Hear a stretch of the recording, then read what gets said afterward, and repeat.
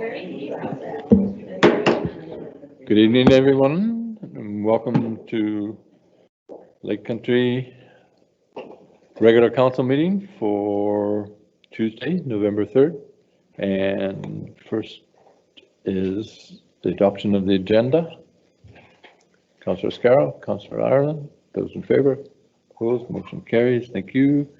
Adoption of the minutes of October 13th, special council. Councillor McKenzie, Councillor Reid, errors or omissions? None noted. Those in favor? Opposed, motion carries. And the regular council meeting minutes of October 20th. Councillor McKenzie, Councillor Ireland, errors or omissions? Seeing none, those in favor? Opposed, motion carries. Thank you. No report from me. The announcements. The Municipal Hall will be closed on Wednesday, November 11th for Remembrance Day. And due to COVID-19, the big event at our community secondary school will not take place this year. The Oyama Legion will be holding a small service for veterans by invitation only. So that is the Remembrance Day that we will, the Municipal Hall will be closed that day. We have the Lake Country delegation here this evening. To the microphone and introduce yourself, please. Yeah. Oh, sorry. Good. Test 1, 2. I'm Lynn Finelli. I've been here before. Thank you for giving us the opportunity again to come and speak to you and keep you informed about what the Lake Country Heritage and Cultural Society is up to. We've been working diligently for over a year now, trying to put together our 5-year strategic plan. We initially did some financial forecasting, looking at what our funds would buy us, so to speak, and then how we could move our finances forward, as well as the activities that we want to undertake. So the first thing we did was look at the vision and mission statements and to just clarify our direction. Our new vision statement is presenting our past, illuminating our future. So it's not just preservation, it's also looking at what we can do with the artifacts that we do preserve and how we can educate from them. Our mission statement is a brand new mission statement. It is tell the story of Lake Country's region while providing an opportunity to learn through research, education, and collaboration. So again, that falls in line with our ultimate vision. Our current purpose is a bit more in detail of what and how we follow through on those tasks. So the last little while, we've looked at our main priorities and we've broken it down into administration, development, education, facilities, human resources, of course, our collections, archives, and exhibits, as well as marketing, which means telling our story and letting people know what we're doing, and then our financial stability. Specifically for administration, to ensure the Society has the capacity to manage all aspects of its operations while investing in new enterprise and opportunities. And what does that look like? Specifically looking at ensuring that our processes and procedures are in place to be able to manage the human resources that we need, as well as the financial funding that we need, and also to make sure we advocate for important heritage issues facing Lake Country.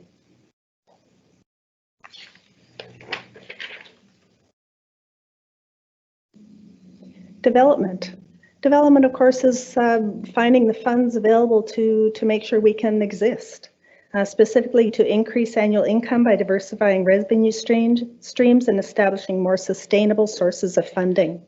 We're looking at other grant opportunities, as well as new social enterprises, and also a strategy to procure new donors. We've had donors, individual donors in the past sporadically, but looking at an annual drive so that we can ensure new monies come in. Our third goal is education. So of course, everything that we do with our collections and our archives, we want to utilize that to make sure we can tell our story. So goal 3, to establish a center which provides educational opportunities for the community. And that can be undertaken in a few different ways, specifically our educational day camps. We just launched our first educational day camp October 23rd. With COVID-19 limitations, we're only able to house 7 children at this point, and we had 5 registrations out of the 7. So we got it off the ground. They're educational day camps that talk about Lake Country's history, as well as some of the pertinent issues that Lake Country face today, and also providing lots of fun and educational opportunities to learn about our natural history, some information on our local Indigenous peoples, as well as the European settlers. We're also keen to keep working on heritage trail markers and to look at making sure or lobbying for a heritage registry to try to highlight the historical significance of the remaining buildings. And last but not least, to develop curriculum. So we were lucky enough to get a mature student at UBCO in the education program, or going into the education program, and he worked with us all summer, and we've now developed 10 lesson plans for School District 23, and I believe they were distributed to you. We didn't just distribute them to the schools in our jurisdiction, but we did distribute them to all of School District 23, as well as all the homeschoolers. We tried, as soon as COVID-19 hit, we tried very hard to get as much digital resources out there. We worked closely with UBCO, the library department, to put up some of our existing publications online so that the homeschoolers had access to social studies content.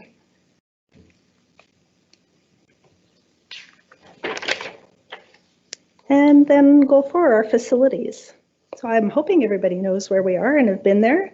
We've had lots of changes with COVID-19 with our operations, and it was scary at the beginning. We closed for 3 months, but once we reopened, we had a better plan moving forward. We understand and on a daily basis our constraints for space. There has been talk that we would be moving at some point to maybe a more tourism-friendly location. But we really just want to make sure that whatever direction we go regarding our facilities, that we're prepared to be able to do any move, as well as retain our existing facilities. We understand the importance of the location, the Okanagan Centre School, and we don't want to lose that opportunity to maintain that space as a place for education.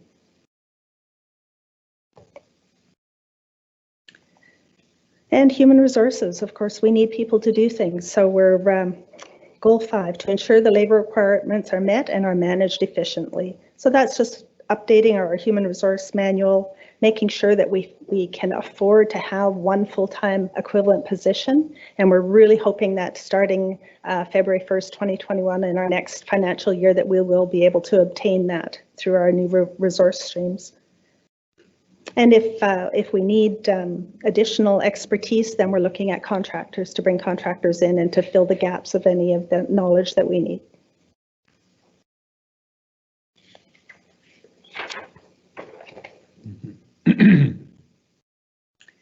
And our collections and archives, of course, we want to collect the artifacts and the archival materials in line with our new vision and mission statement. And of course, to ensure that we can tell Lake Country's story.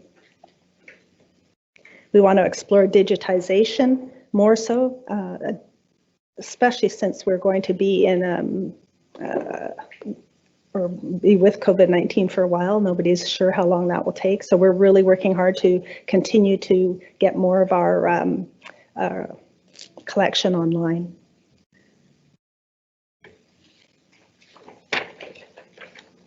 Having said that, not everything is going online. We've enhanced our exhibits.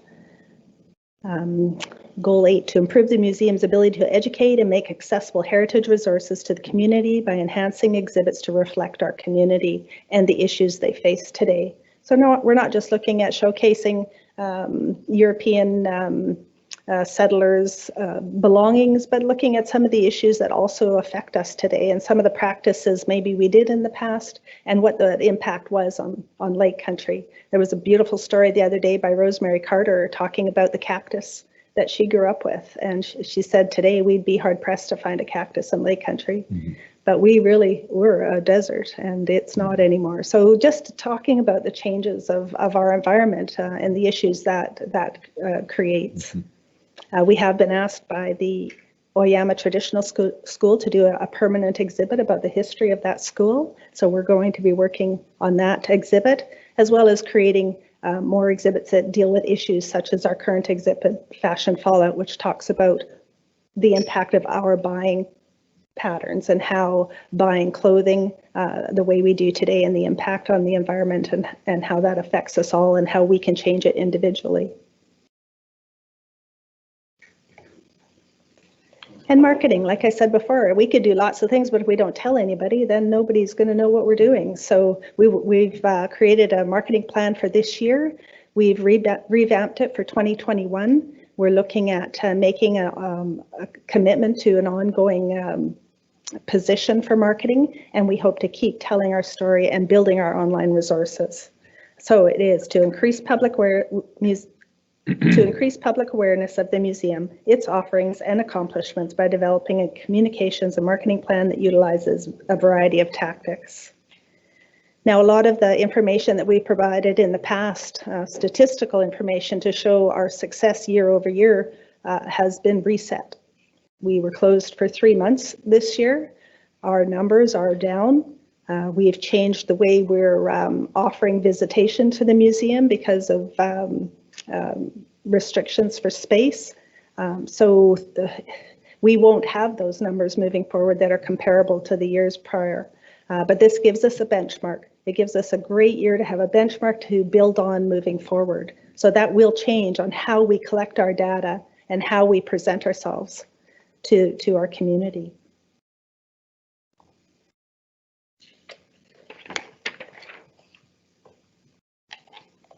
And financially, goal 10, to manage the museum's financial viability for sustainable operations. And of course, we all try to do that, make sure that we balance the budget. Specifically, we're looking at enhanced donations. We were aiming at $5,000 this year. We've surpassed that. I think we're at about 8,000 in personal donations. So please, if you want to before Christmas, we'd be glad to offer you a charitable tax receipt for any donation. We understand that every year prices go up, so we need to look at a consumer price index specifically for District of Lake Country funding, but all of our grant funding to make sure that we're getting a consistent amount of revenue to meet our annual costs.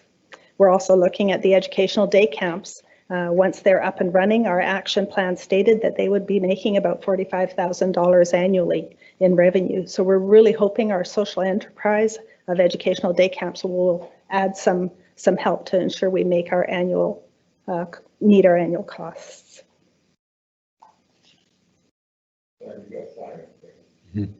He's very popular.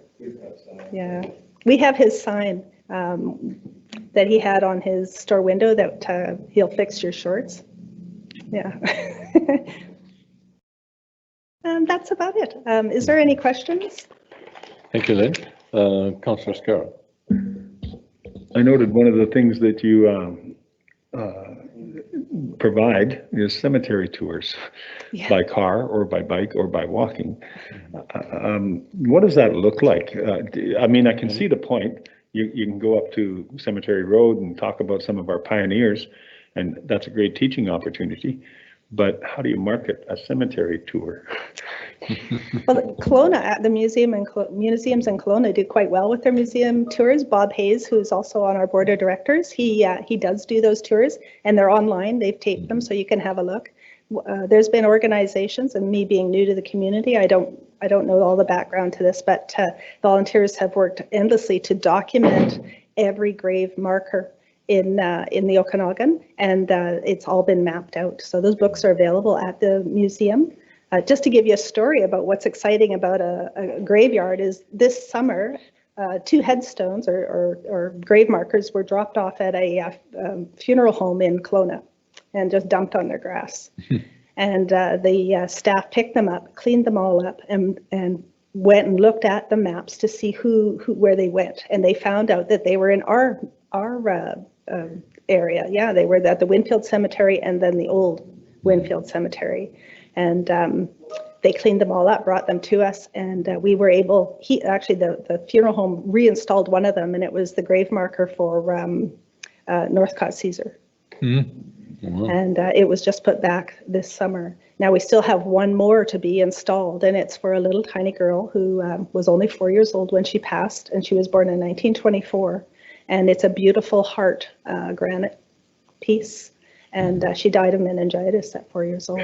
So it's still waiting to be installed at the Winfield Cemetery, because the church congregation was looking after that space and have been suffering because of their lack of congregation.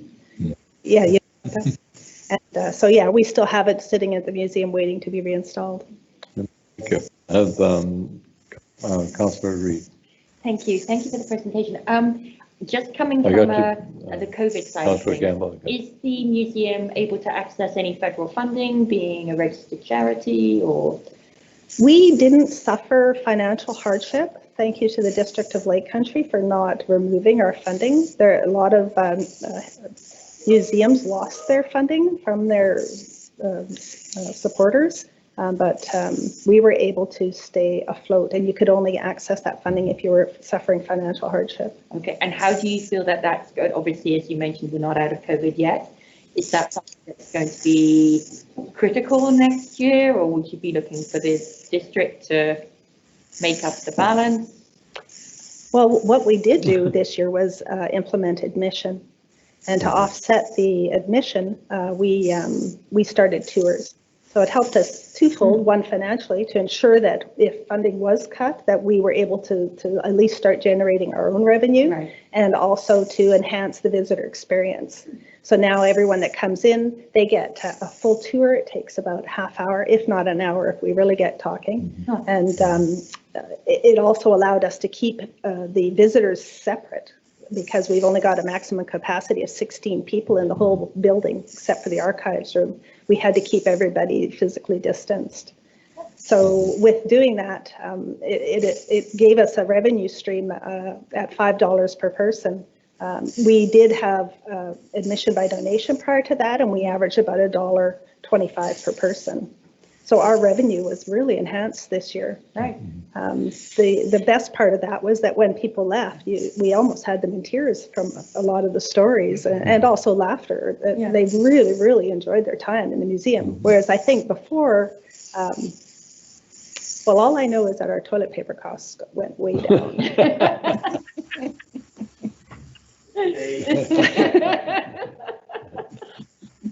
And I'm not sure if that was our main mission.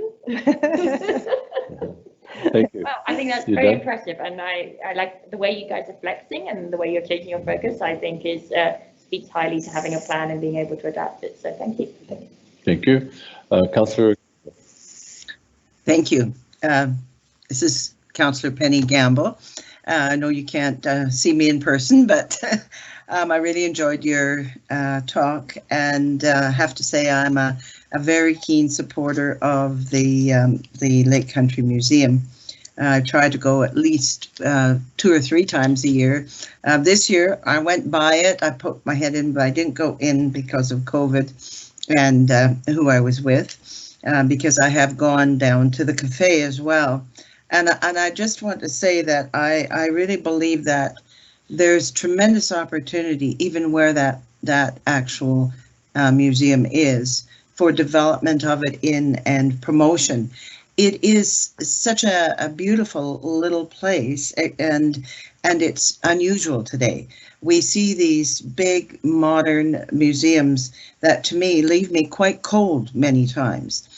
When you go into this museum, the walls are warm. You know, there's so many stories, and it's quite evident in that place, because that is a historic building.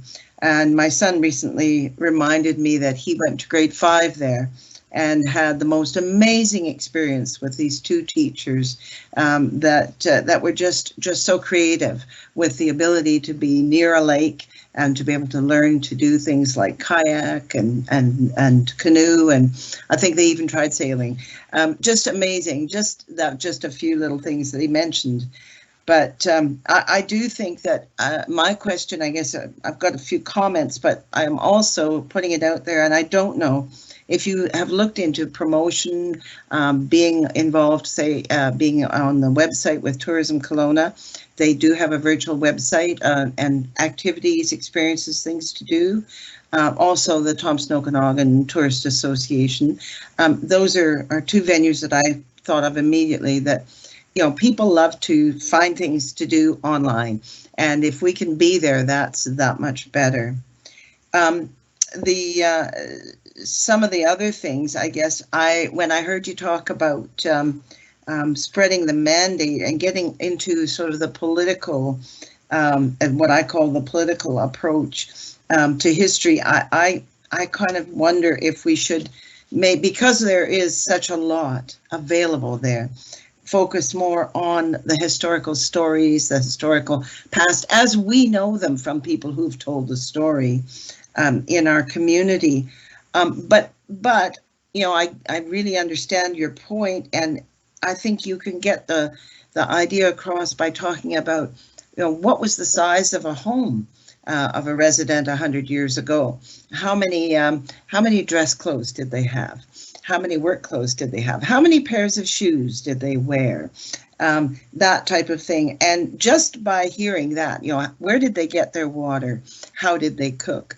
Simple things. And all of a sudden it becomes very clear that they lived maybe in a much more sustainable way than we did, or than we do.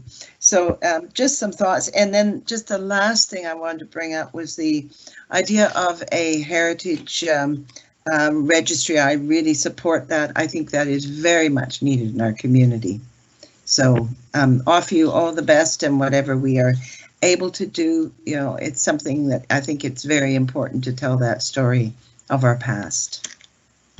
Okay, thank you, Councillor Gamble. Anybody else from the group? Thank you very much. Lynn, Okay. Great job. Thank you very much. Carry on. Stay safe and be kind, or whatever it is.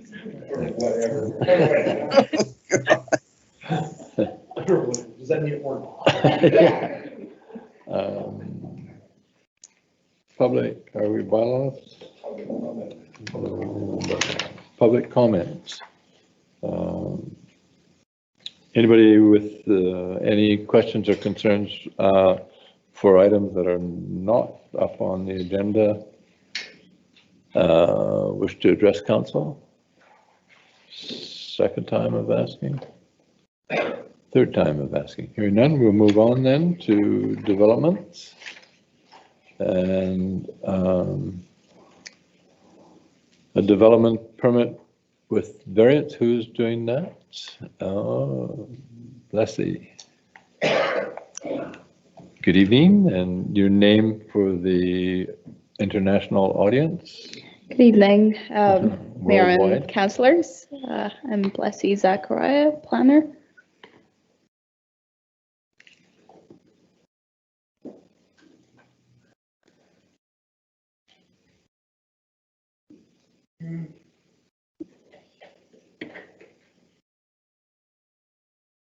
Is it open?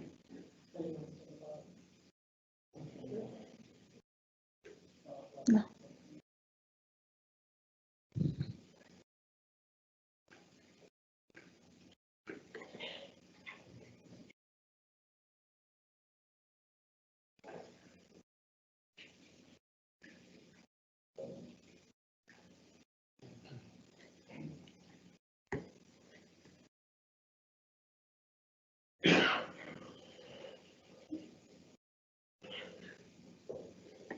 Mayor and Council, this application is for 1522 Granite Road, and it's a development permit application with variance for single-family residence. The OCP designation is urban residential, and zoning is RU1 single-family dwelling. This map shows the location of the 0.18 hectare property. a close-up aerial of the property. Couple of side images with the neighbors to the north and to the south and the vacant lot. The site plan as proposed by the applicant. The landscape plan is divided into two segments. This shows the entrance portion into the property, and this shows the lower portion with the riparian enhancement area. The proposal is for a single-family residence with an attached garage. The total development footprint is approximately 677 meters squares, including the parking and driveway access. The environmental assessment establishes a setback of 15 meters for the streamside enhancement protection area. All proposed works, except for stairs for foreshore access for this development, occur beyond the setback, and the proposal as well as the stairs have been approved by the province under the riparian area protection regulation guidelines. The natural environment, hillside, and greenhouse gas reduction guidelines have been considered and have been substantially met. The requested variances by the applicant to the zoning bylaw is to the height, and it's from the maximum height is the lesser of 9.5 meters or 2.5 stories. And the requesting to maximum height is 9.5 meters or 3 stories. This image shows the site section, so it shows a single story at the entrance as well as the remainder of the stories facing the lake. And it also shows that the hillside sight lines and the view corridors of the neighbors is not affected. The zoning bylaw regulation restricts heights through the distance as well as the number of stories. The height and distance, as per the definition in the bylaw, means for single detached dwellings, the vertical distance from the highest point in the building or structure down to the elevation of the center line of the road adjacent to the center of the front yard line, where a parcel slopes downward from the road. And for this proposal, the maximum vertical distance, as per the above definition, is 4.37 meters out of the allowed 9.5 meters. And the number of stories allowed in this zone is 2.5 stories. And for this proposal, the total number of story is 3, therefore requiring a variance. The zoning bylaw also states that walkout basements oriented to the rear yard shall not be considered for the purposes of determining height for single dwelling houses. Therefore, in this case, the lowest story facing the lake does not count towards the calculation of the number of stories.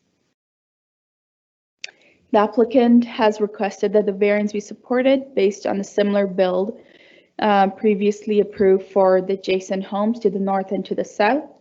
And they've provided this graphic showing the number of stories for the adjacent homes. It should be also noted that the height of the residence follows and is largely dictated by the natural terrain of the lot. No large cuts and fills are being introduced to accommodate the build as proposed. And in order to comply with the 2.5 story requirement, the entrance story would need to conform to a half-story form. The graphic on this slide has been included, the one within the green box. They would have to conform to a build similar to that for their access or for their main story. And it would alter the experience and functionality of the entrance to the residence. However, it would essentially look the same when looking towards the property from the lakefront. The CAO comments are up on the slide, and we wish to speak to those. And for council's information, staff does intend to seek direction regarding prioritization of zoning issues to be addressed, I believe in December. Council may at that time wish to direct staff to deal with the issue of height. Option A, and the preferred staff option, is that the development permit with variance be approved and that prior to issuance, the security be bonded for with the district in order to ensure that the applicant undertakes the landscaping. And option B is that the DP with variance be denied. Thank you. Questions for the planner? Councillor Reid? Thank you for the presentation, Leslie. Could you just go back to that graphic which shows the 2.5 stories for me? I just wanted to ask a question about that. That's it. So that's 2.5 stories, but in the previous slides, we talked about the basement not being part of that. So technically, there would be the basement underneath there, and it would still be compliant with the bylaw. So you've got, because you said the basement is not part of the height and part of the stories, then that little graphic there, which shows 2.5 stories, would actually be 3.5 stories with the basement. Yes, if So the basement was counted. Yeah. So this shows the section of the proposed build. The bottom story is not counted. Right. Therefore, it counts as 3 stories. Right. If they were to conform, they would have to build the entrance story so as to make it a half story. Right. But here they've got 3 stories. They're asking for 3 stories, but in effect they have 4. Yes. So then on the little graphic, in order to be compliant, they could have 2.5 stories, but effectively they'd have 3.5 stories because of the basement. Yes. Okay, thank you. Anybody else? Councillor Mackenzie? Thank you, Mr. Mayor. So I was out and looked at this one today and seen some of the examples that are referred to, and I would count them as a 4 or 5 story and not a 2.5 or 3 story. So because we are dealing with this and wanting to deal with this and change our bylaw on this, I would suggest we defer this one rather than deny it, because that's which way I'd be leaning right now. So I think by deferral, we give them a chance that we can talk about it and do our rules as we wanted. So that's just my thoughts right now, because I'm not leaning towards supporting this at this point. Thank you. Anybody else wish to address council? Or Councillor Arla? Yeah, I just have a question. Does the fire department have any say in what's going on here? Because I didn't see any comments, and having been to this property today, if I was the fire truck driver, I would refuse to drive down that road. If I was the garbage truck driver, I'd refuse to down that road. My Subaru barely fits down that road. It's, it's not exactly a great place to, there's 3 houses down that end that there's virtually tiny little lane access. So I'm just wondering if the fire department has any say, or if they have, if there's anybody listening, if they have a recommendation.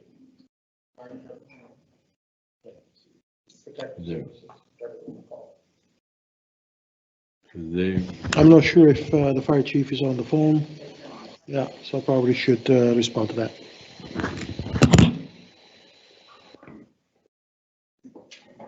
Good evening. We can see you, Chief Windsor.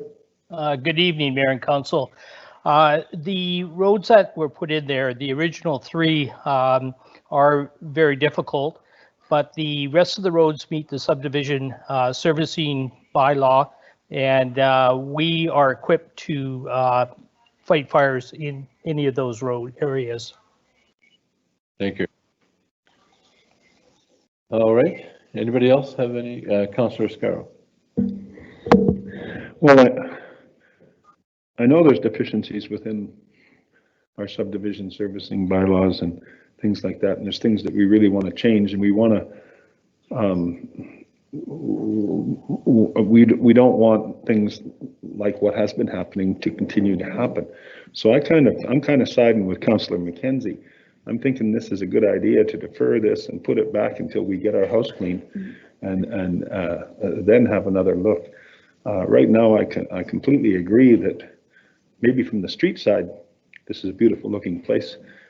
But if you're in a boat out in the lake, as Councillor Aaron has mentioned before, it's really an abomination. It really does affect the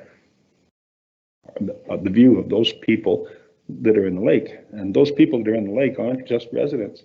They're the people we're trying to attract here as tourists and things like that. So I'm not wanting to say no, but I'm not wanting to say yes. So that means in my mind, it's fitting around a deferral. Thank you. Your Anybody worship, Oh, Councillor Gamble? Yes, sorry, I'm just trying to get the mic. My question here would be, if we want to defer this, I think we have to be specific. Are we deferring until council can meet to discuss any changes to the bylaw that might apply to this? And if we are going to do that, how does that fit, as this application was in, you know, some time ago? So I would like to hear from staff. And I think our director, our CEO is ready maybe to comment on this. yes, CAO. thank you. I'd like to clarify that any possible changes to the bylaw do not necessarily affect the application. I'll have to double check with our legal counsel, but usually bylaws provide for the future, not for the past. The other thing I'd like to add is that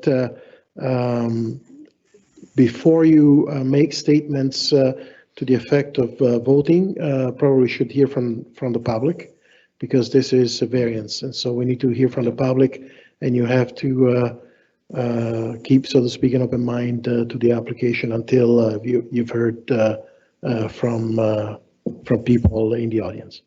Thank you. Okay. I'll hear from the Director of Planning. You there, Jamie? Someone? Yeah, thank you very much, Your Worship. Just upstairs. With respect to these files, because the application was made in advance of any potential work on rectifying any definition with respect to height or grade or any such issue in the zoning bylaw, this application would very likely be considered lawfully non-conforming, and as such would be held to the bylaws of today, as opposed to what might be changed unless the proposal were to be rescinded by the applicant. Thank you. Or dealt with by council. So I do wish to clarify that this would put the position of the application into a lawful non-conforming state. Thank you. Councillor Reid, you had a second. Just to bless you on the environmental side of things.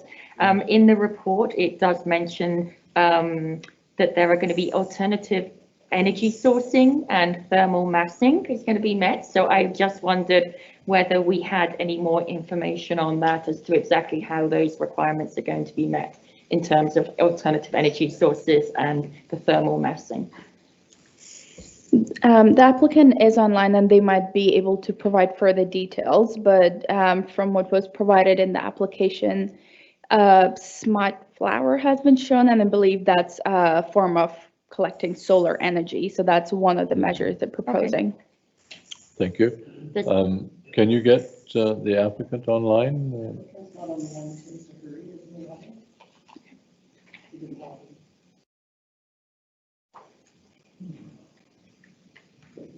You wait. Yeah. Oh, he's here. Okay, please come forward and state your name for the record. Tim Sahuri, architect, local resident.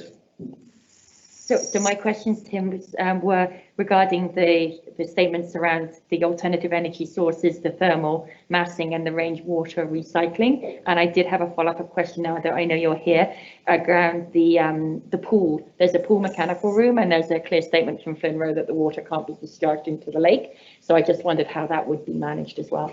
Yeah, we understand that. So the clients are extremely conscious of environmental impact and are considering strongly geothermal energy to be used for the home. Their current home is a LEED Platinum home in the community that uses geothermal.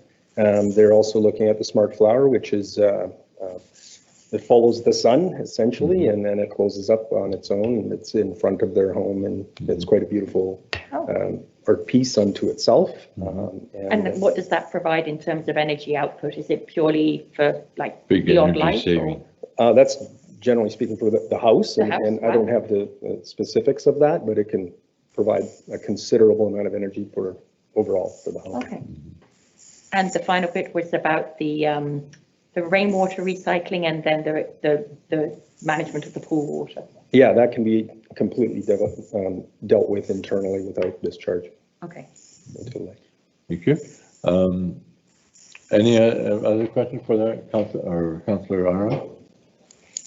Yeah, just one quick question for you. Did you say this is a LEED certified house then? This is not their current home is. Their current home Yes, is, but so this one will not be. We don't know for sure. I mean, we could make it a LEED certified home. It will definitely meet all of those considerations. We do a lot of homes that and buildings that meet LEED Gold certification without getting certified. And this is very much their bent to do that. No, So that's interesting to hear. I also have a question for staff.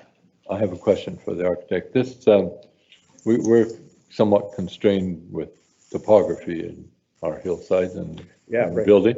For sure. The concern seems to be that determining grade, and it depends on the story.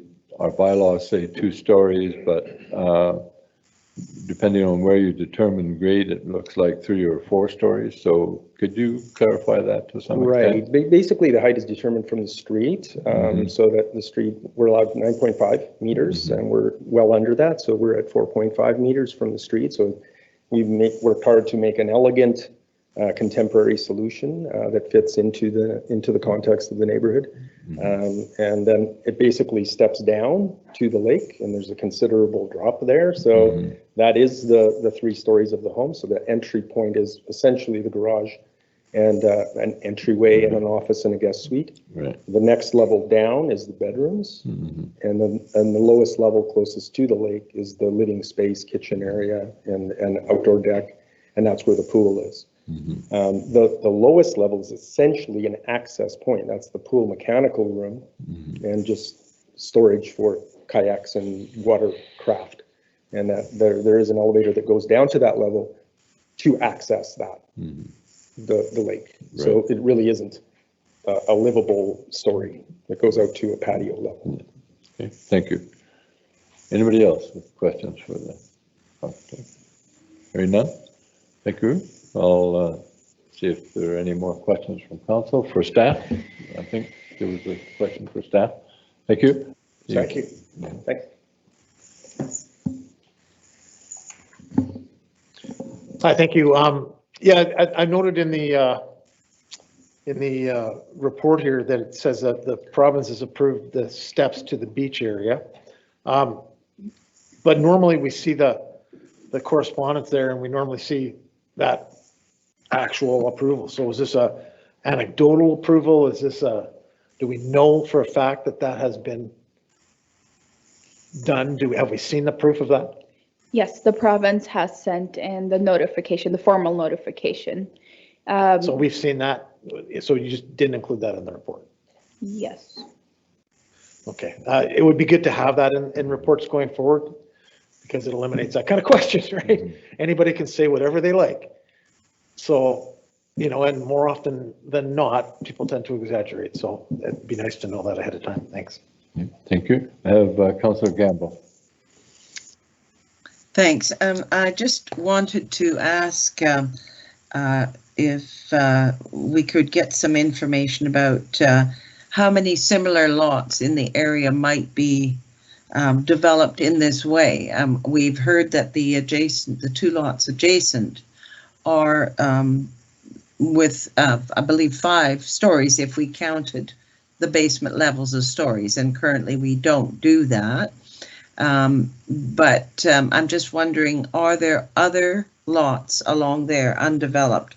I just can't think how many, because really Lakestone has quite a lot of lots that face right onto the water there.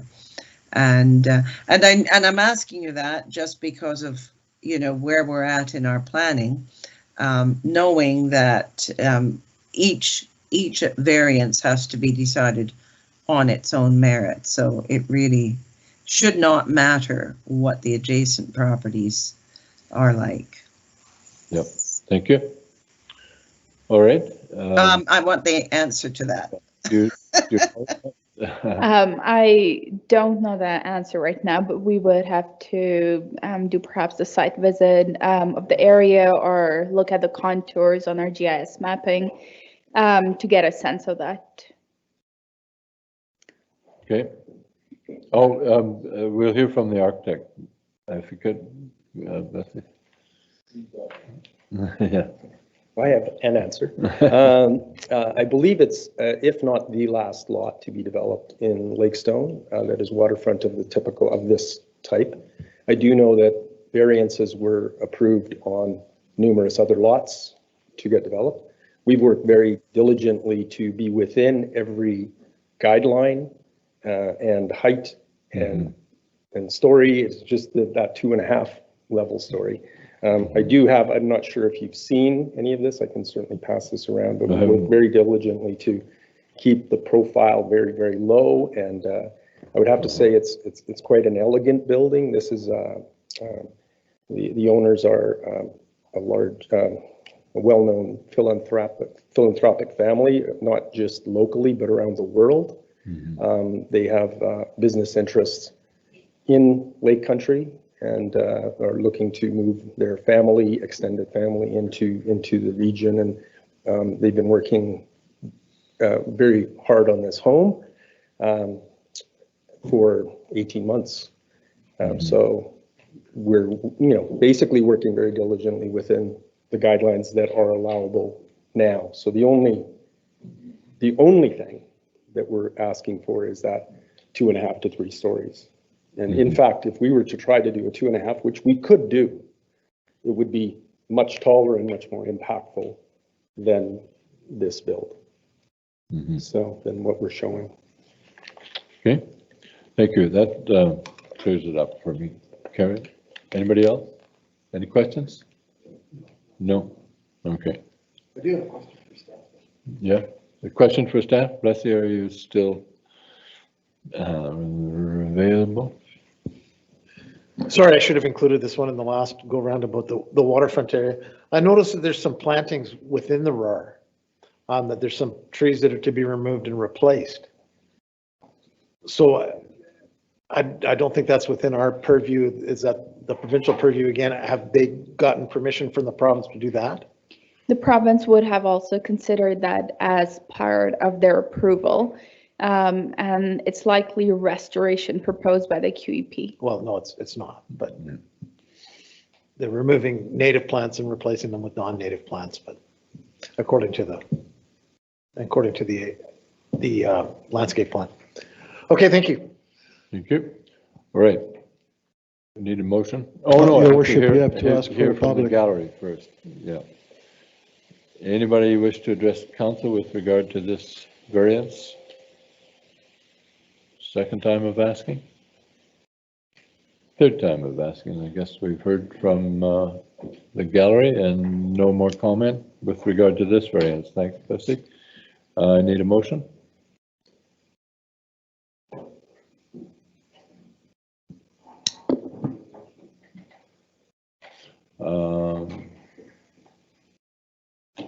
Nobody's moving? I will move option A. Option A, thank you. Only because, excuse me, I will move option A only because, as the architect has so informatively taught me, that's the last one. And the other two form an example that makes it comply with at least the neighborhood, even though it may not comply with our vision. But I would move option A because there's no reason in our existing bylaw not to. Thank you. Councillor Ireland? I'll second that motion. Although I must say that although it will match the other buildings in that area, and it is not the last lot on the waterfront, because that's our very next item on the agenda is the other lot that's on the waterfront there. Right. But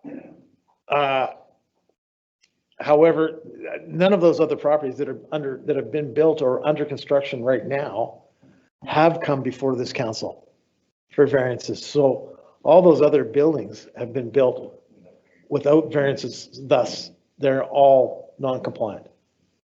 So that there's 4 of them there. Okay. And currently one under construction, well, there's 2 under construction right now. One's mostly built, neither one of them displaying their building permits either. So not only are they non-compliant, but they're not following the rules. However, I second the motion for this one. Thank you. Anybody else? Further discussion? Oh, Councillor Gamble? Yes, and I hesitatingly will support the motion, and I think the architect said it clearly that if we decided to go for 2.5 stories and reject the application, that in fact the building would be higher than is proposed. And so I think that it's reasonable to permit it under the circumstances, but certainly in future, let's hope that we can address this issue of basements and number of floors. Thank you. Anybody else? All right. Call the question. Those in favor? Aye. Opposed? I'm in favor. Councillor Kozib, Councillor Reid, Councillor McKenzie opposed. Motion carried. The variance is granted. All right. Next up, another variance. You got it?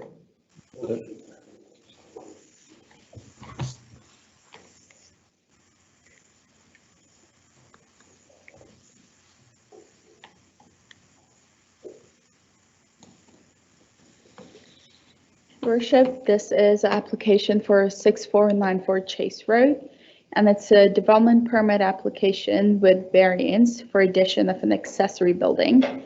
The OCP designation is high density residential, and the zoning is a dual zoning of RU1 single family dwelling and P1 public park and open space. This map shows the location of the 1.98 hectare property. Closer up an aerial of the property with the existing residence. Here are a couple of site images. The top image is from Google Street View, as the site previously existed prior to disturbance, and the lower 2 images are more current photos showing the site disturbance. This is the site plan showing the existing home as well as the proposed build. Another site plan is provided in the environmental assessment, showing the extent of disturbance in the red hatching. Building elevation, also showing the proposed build. The proposal is for a single family residence with an attached garage as it currently exists on the property. And this proposal is to build a 2-story accessory building to accommodate a 3-bay garage, an indoor pool on the main floor, and a craft room and storage area on the 2nd floor. An elevator is proposed between the 2 floors, and a walkway is proposed between the existing house and the future accessory building. The 2 requested variances are as follows. The first one is for the height of an accessory building from a maximum of 5.5 meters to a maximum of 8.29 meters. And the second requested variance is for lot coverage of accessory buildings from not exceeding 14% or a maximum area of 90 meters square to not exceeding 14% or a maximum area of 346.7 meters square. This slide shows the background, the disturbance on the site. The building area was cleared in March 2019 without a development permit, and staff has considered the DP guidelines in view of the original condition of the site pre-March 2019. The proposal does not substantially comply with the DP guidelines, particularly the hillside guidelines. The image on the left is taken from Google Earth from 2018, and on the right, Google Earth from 2020, or as it exists right now after the clearing. The variances significantly deviate from the development regulations as outlined in the zoning bylaw. Accessory building is defined as follows in the zoning bylaw: a separate building, normally ancillary, incidental, subordinate, and located on the same lot as the main building or structure. Typical accessory buildings include, but are not limited to, garages and garden sheds. However, given the size and form of the proposed construction, should the variances be approved, the accessory building will not be subordinate in appearance to the main residence. Chase Road is proposed to be upgraded from a rural local standard to a collective standard, which will result in greater traffic passing the property. This project is in the design stage, and the exact alignment and elevation is still to be confirmed. The zoning bylaw does not at present explicitly define the terms attached or addition. The applicant has been required to consider this as an accessory building based on the district's building regulation bylaw definition of the term attached. And the definition of the building regulation bylaw was updated as part of council's direction at a strategy session in July 2015 to not allow the use of breezeways to define a new building as attached. For council's note, the building regulation bylaw may not be varied. Should the zoning bylaw be updated to align with the building regulation bylaw in terms of the definitions, the change would not result in a different outcome for this proposal. It would only ensure consistency between the two bylaws. This slide has the CAO comments. The preferred staff option is that the DP with variance be denied and that the applicant be directed to restore the exposed slopes as per the natural environment DP guidelines under the guidance of a QEP, and a completion report completed by the QEP be submitted to district staff. And option B is that the DP with variance be approved and that prior to issuance, the applicant be required to submit an addendum to the environmental assessment with a restoration plan for the exposed slopes as per the natural environment DB guidelines and a cost estimate of the work, and that prior to issuance, 125% of the cost estimate for the restoration of the exposed slopes be submitted to the district, and also that prior to issuance, security bond as stated be submitted to the district for the environmental monitoring. All right. Questions for the planner? Councillor Gamble. Yes, the first question that I have is, where is the P1 zoning on the property? The P1 zoning is mostly in the western portion or the back half of the property. Could you show that to us on the, could you use your mouse or whatever that pointer is?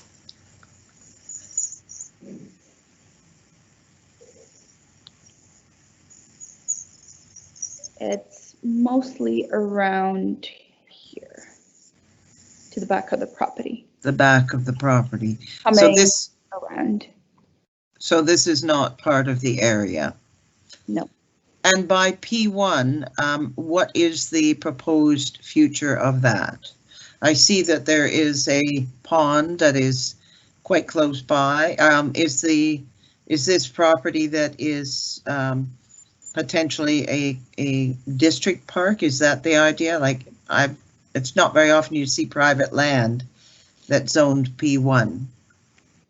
This property forms part of the Macubri area structure plan, and it was likely rezoned to P1 as part of that. For this property within the ASP, it is envisioned to have public park and open space where the P1 zone is, and high density residential, or in the ASP, it shows up as apartment housing. Right. I see. Now, the other question I have while I'm with you here is the property itself. There is a fairly large house on the property.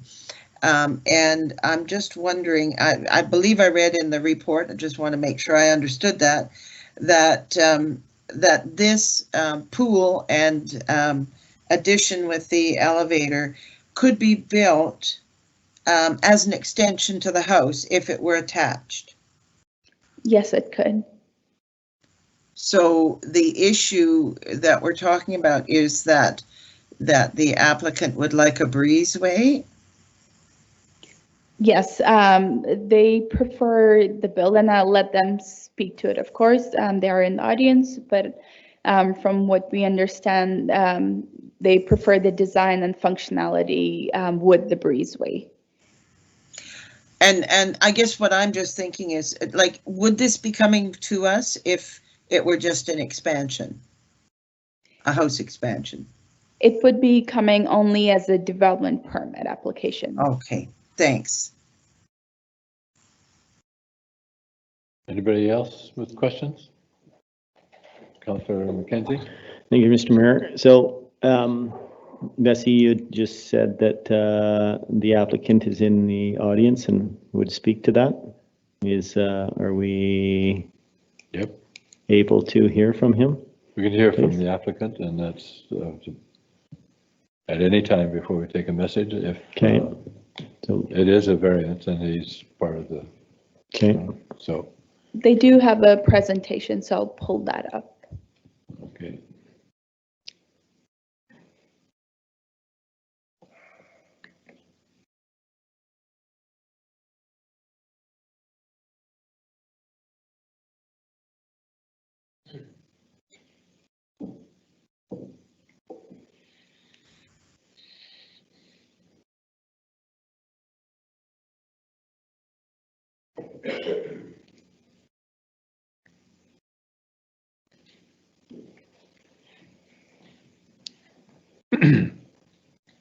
You have to say your name into the microphone, or names. Just one moment, we're just going to set up.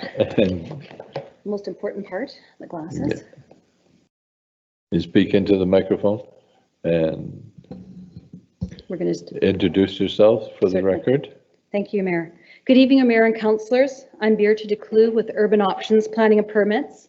Tim Good and I will be presenting together tonight with the intent of convincing you to approve the DPs and the DVP as requested. I'm Tim Good, and my wife Dot and I here tonight as applicants to present our plea in regarding to getting approvals to build our dream home. We're both longtime contributing members to this community, and we raised our children here, and now they are raising our grandchildren here. We were married in 1981 and lived in Kelowna briefly while hoping to buy and build in Winfield. In 1984, we purchased a beautiful lot on 2338 La Cresta Road, and in the spring of '86, we moved into our first home, designed and built by ourselves. We lived there for 19 years. In 1998, we bought the acreage on Chase Road, and in 2005, the family moved into the second home, designed and built by us. And we've lived here for 15 years, and with the addition of a few amenities, we hope to age in place, hopefully until the end.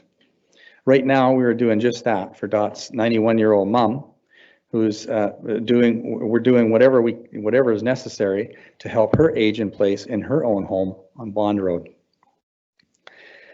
It's always been a dream to build a swimming pool. Since we built the house, both Dot and I have experienced debilitating mobility issues. I've had 2 ankle surgeries, and I'm waiting for a third. I also have back problems.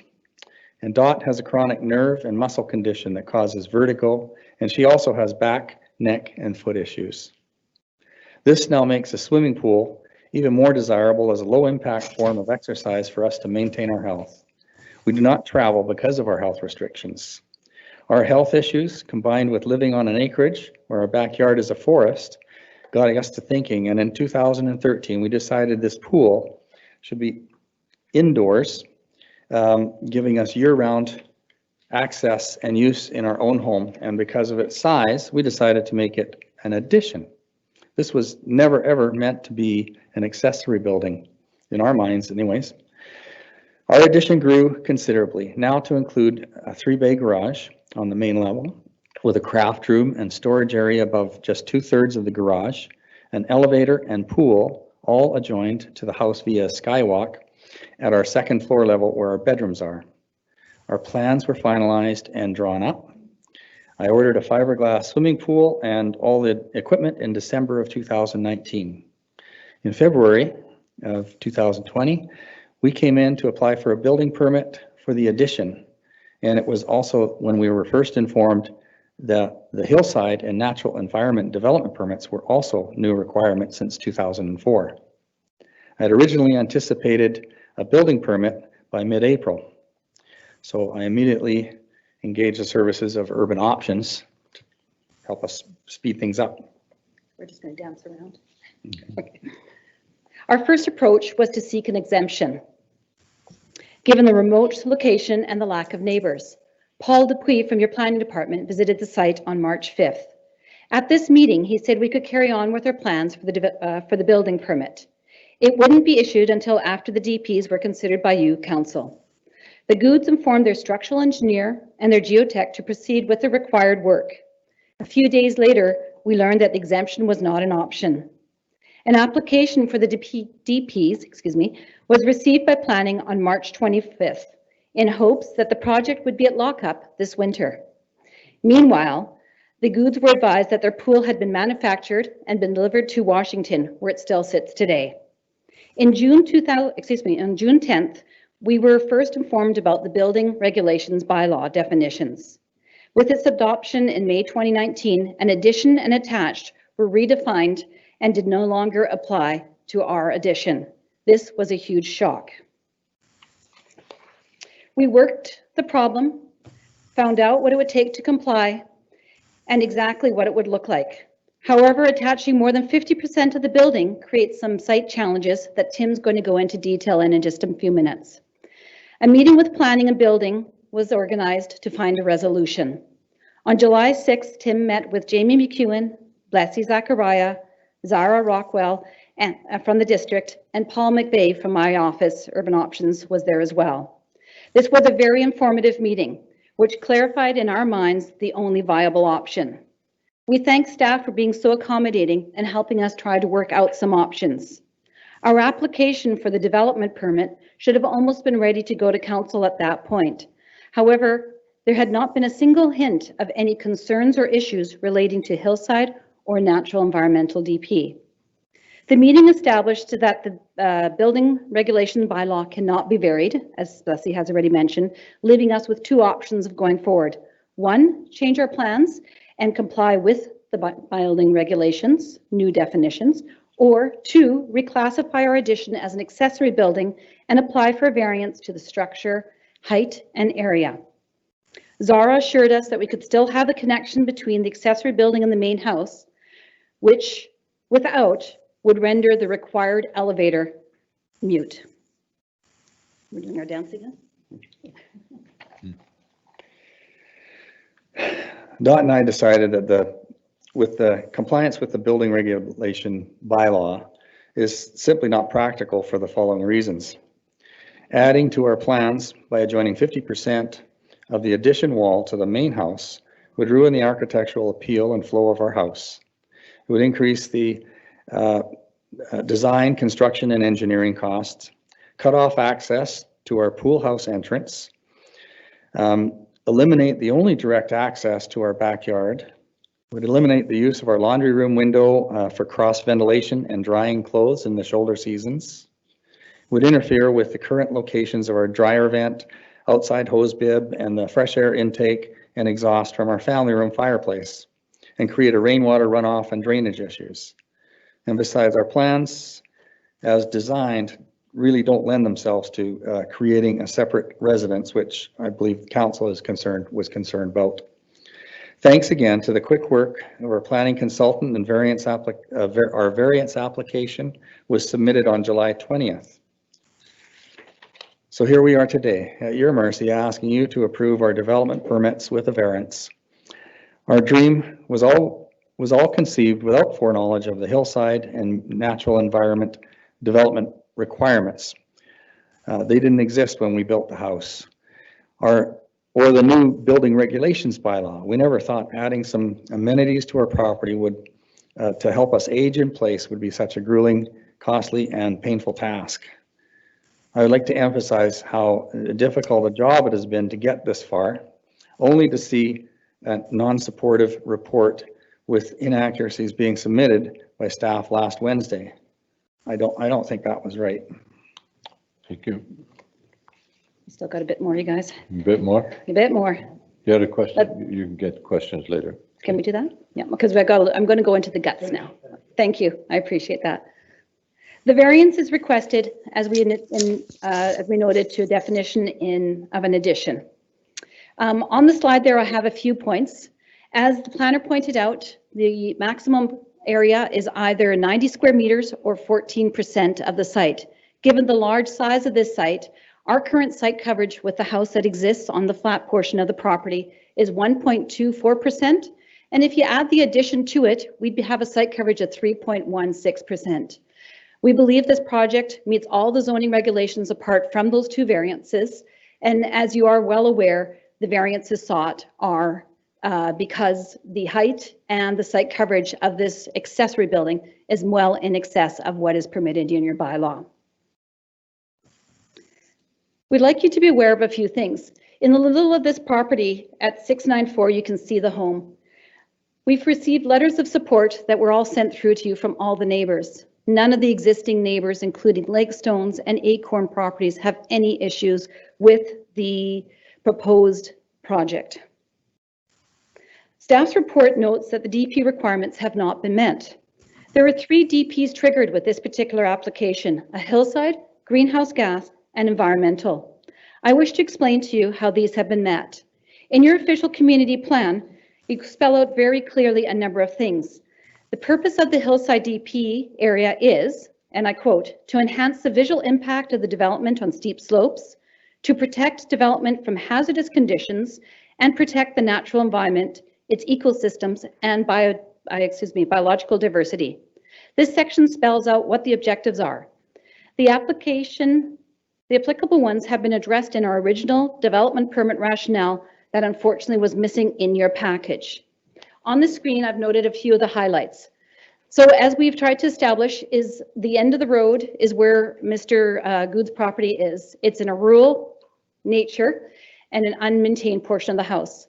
Most of the property is vegetated with natural environment because that is how the Goods want to keep it. They have a very small portion of green grass behind their existing home that is the urbanized, if we should use that term, portion of the property. The rest is green grasses, Ponderosa pines, and Douglas firs. The addition is stepped back from the street and is planned for between the existing dwelling and the hillside. The addition is lower than the embankment, and the embankment, the top of the embankment, will stay exactly as it is right now. It will not be visible from any areas. Oops, I lost a piece of paper. My apologies. Okay, here we go. As mentioned by staff, there is a new proposed road alignment. This is the latest one that went to you. The little blue dot there is approximately where the home is located. Right now, the road is located right in front of the home. The new road alignment will help mitigate the visual impact of this addition, or I should be using the term accessory building, as it's proposed away from the site and down a slope. So anyone that would be building a new home on the far side of the new Chase Road extension would really have to look up the property to see anything that's out of the ordinary. Let me just see where I am now. There's a couple of items that are very prominent in your hillside DP guidelines. It's talking about retaining walls. This project doesn't require any. It talks about the vertical planes in not being in excess of 2 stories. The addition and the existing house are 2-story in height. It talks about varying roof lines. And as you can see, the original home has a lot of dormers and varying roof lines. And the addition has been designed in such a way that it fits in seamlessly. The building is articulated. What we mean here, of course, is that the new addition is set further back than the existing home. So it creates some visual interest. And it's smaller than the natural topography. The greenhouse gas DP is the other one, and we submitted a checklist as part of our application. The checklist, as you know, has a number of options for yes, no, and not applicable. We checked off 9 yeses, 3 nos, and 8 non-applicables. Finally, the environmental DP.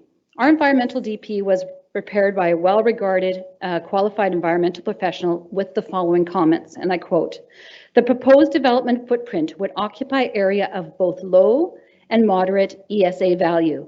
A portion of the development footprint previously consisted of parking and property access immediately adjacent to Chase Road and the single-family dwelling." Her report continues on to talk about recommendations and mitigation measures, and they were provided with the following highlights that I've pulled out. I pulled out just a few out for you here. That no construction should occur outside of the disturbed land. As staff have indicated, and we are fully aware, the land was disturbed to make room for this addition prior to requesting any development permits. It was unfortunate that the Good family did not know that they needed to do that. The construction area should be delineated with a bright colored snow fencing, which is pretty typical, so that if any machinery is traveling about, they will see where the edges are. They are asked to be mindful of any animal habitat and movement through the site. Remove any construction debris using the best practices. And this one's really important to me. Retain the mature trees, standing dead trees, and snags with cavities for wildlife habitat. Obviously, wildlife habitat is important here, and it is important to the Good family that they keep it. That's why they keep most of their land natural. They like to see the animals moving through the property. Any disturbed slopes and exposed soils must be heavily seeded with specific grass mix. And she goes into a lot of detail there. And it is suggested that it's hand spread in spring or late summer. As we were all anticipating, we thought we would be at this point already done with construction. Tim?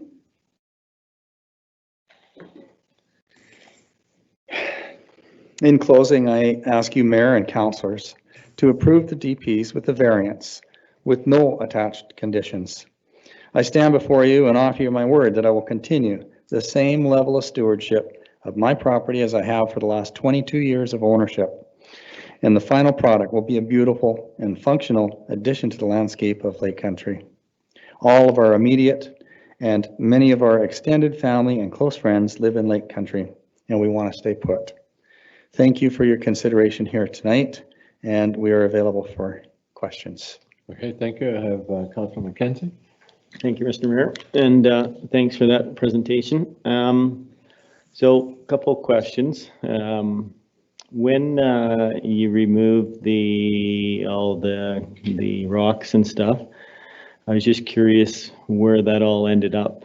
Did you actually have to haul that away in a dump truck, or what? It was hauled to the property to the north, and it was stockpiled, and they're going to use it for the building of Chase Road when Chase Road goes in, because they own property that's along the Chase Road allowance, and there's a big gully that they need to fill in over on the other side for Lake Stone, and Lake Stone has requested them they said that would be convenient to use that. No, I'm just curious where it went. Yeah. I didn't see it when I was. It didn't travel on any public roads. I didn't see it when I was there, so. Yeah, we just had access to a big excavator with a rock hammer on it, and we didn't know how hard the bedrock was. And so if we started pecking at the bedrock and it was going to require blasting, we were going to change our plans to do something else. Unfortunately, we didn't stop. The rock started crumbling when it was kind of a good scenario for us, but not so good for not having a permit to do it. So So while I definitely don't support doing stuff ahead of time, you know, I understand that that is done now, right? But you had said that you wanted this with no conditions attached. So the part that, you know, I'm uncomfortable with is the fact that you could make this into 2 separate residences. So would you be willing to put up with a covenant on there that doesn't allow this to be separated? You know, as a last, you know, effort, yeah, covenant on there to that the house would not be separated. Yeah, I don't have a problem with that. Okay. So I'll listen to my fellow councillors and see. Could I make another comment to that? That the house is like, or the addition is, it doesn't lend itself very well to be severed and to make another house because, I mean, for one, the bulk of it is a swimming pool in the back, and 3-bay garage on the front. And the picture that was shown there, the big garage door, it's going to match all the other doors of the house too. But the designer didn't have in his AutoCAD to change that. Yes. And that's fine. I just, Yeah. think. Okay, thank you. Councillor Scarrow, questions for the applicant? Thanks, Tim. Thanks for your presentation. I don't really have too much of a question for you. I have an observation about your presentation that I would like to share with my fellow councillors. The first thing that I would like to reiterate that Tim had told us was live, work, and play. Live, work, and play in a residence that you've worked on for the last 22 years or so that you've lived there, eh? So the reason that he's here tonight is for a variance because our building bylaw prevents breezeways, right? So now he has to call it an accessory building, which means now he needs a height variance because while accessory buildings usually hold lawnmowers, not swimming pools, right? So in my opinion, live, work, and play, the acceptance from his neighborhood, the distance from the nearest person that could possibly view his place, and the fact that Chase Road likely will realign further away gives me all the reasons in the world just to consider this. Whether or not it's a variance for an accessory building, I know it's not. I know it's an addition. So if it was an addition, we wouldn't have a problem. The height of his existing home and the addition is so similar that it doesn't matter. And to me, I see no reason to deny this based on the fact that this is not an accessory building, but being called an accessory building so that it can fit that square peg into that little round hole. And so I'm in support of Mr. and Mrs. Good's application, and I intend to vote in favor of it. Thank you. Your worship, I would just recommend that we need to hear from the public first before we can make those So I was bold just going to declarations. ask if there are any other councillors with questions for the applicant. Do you not have?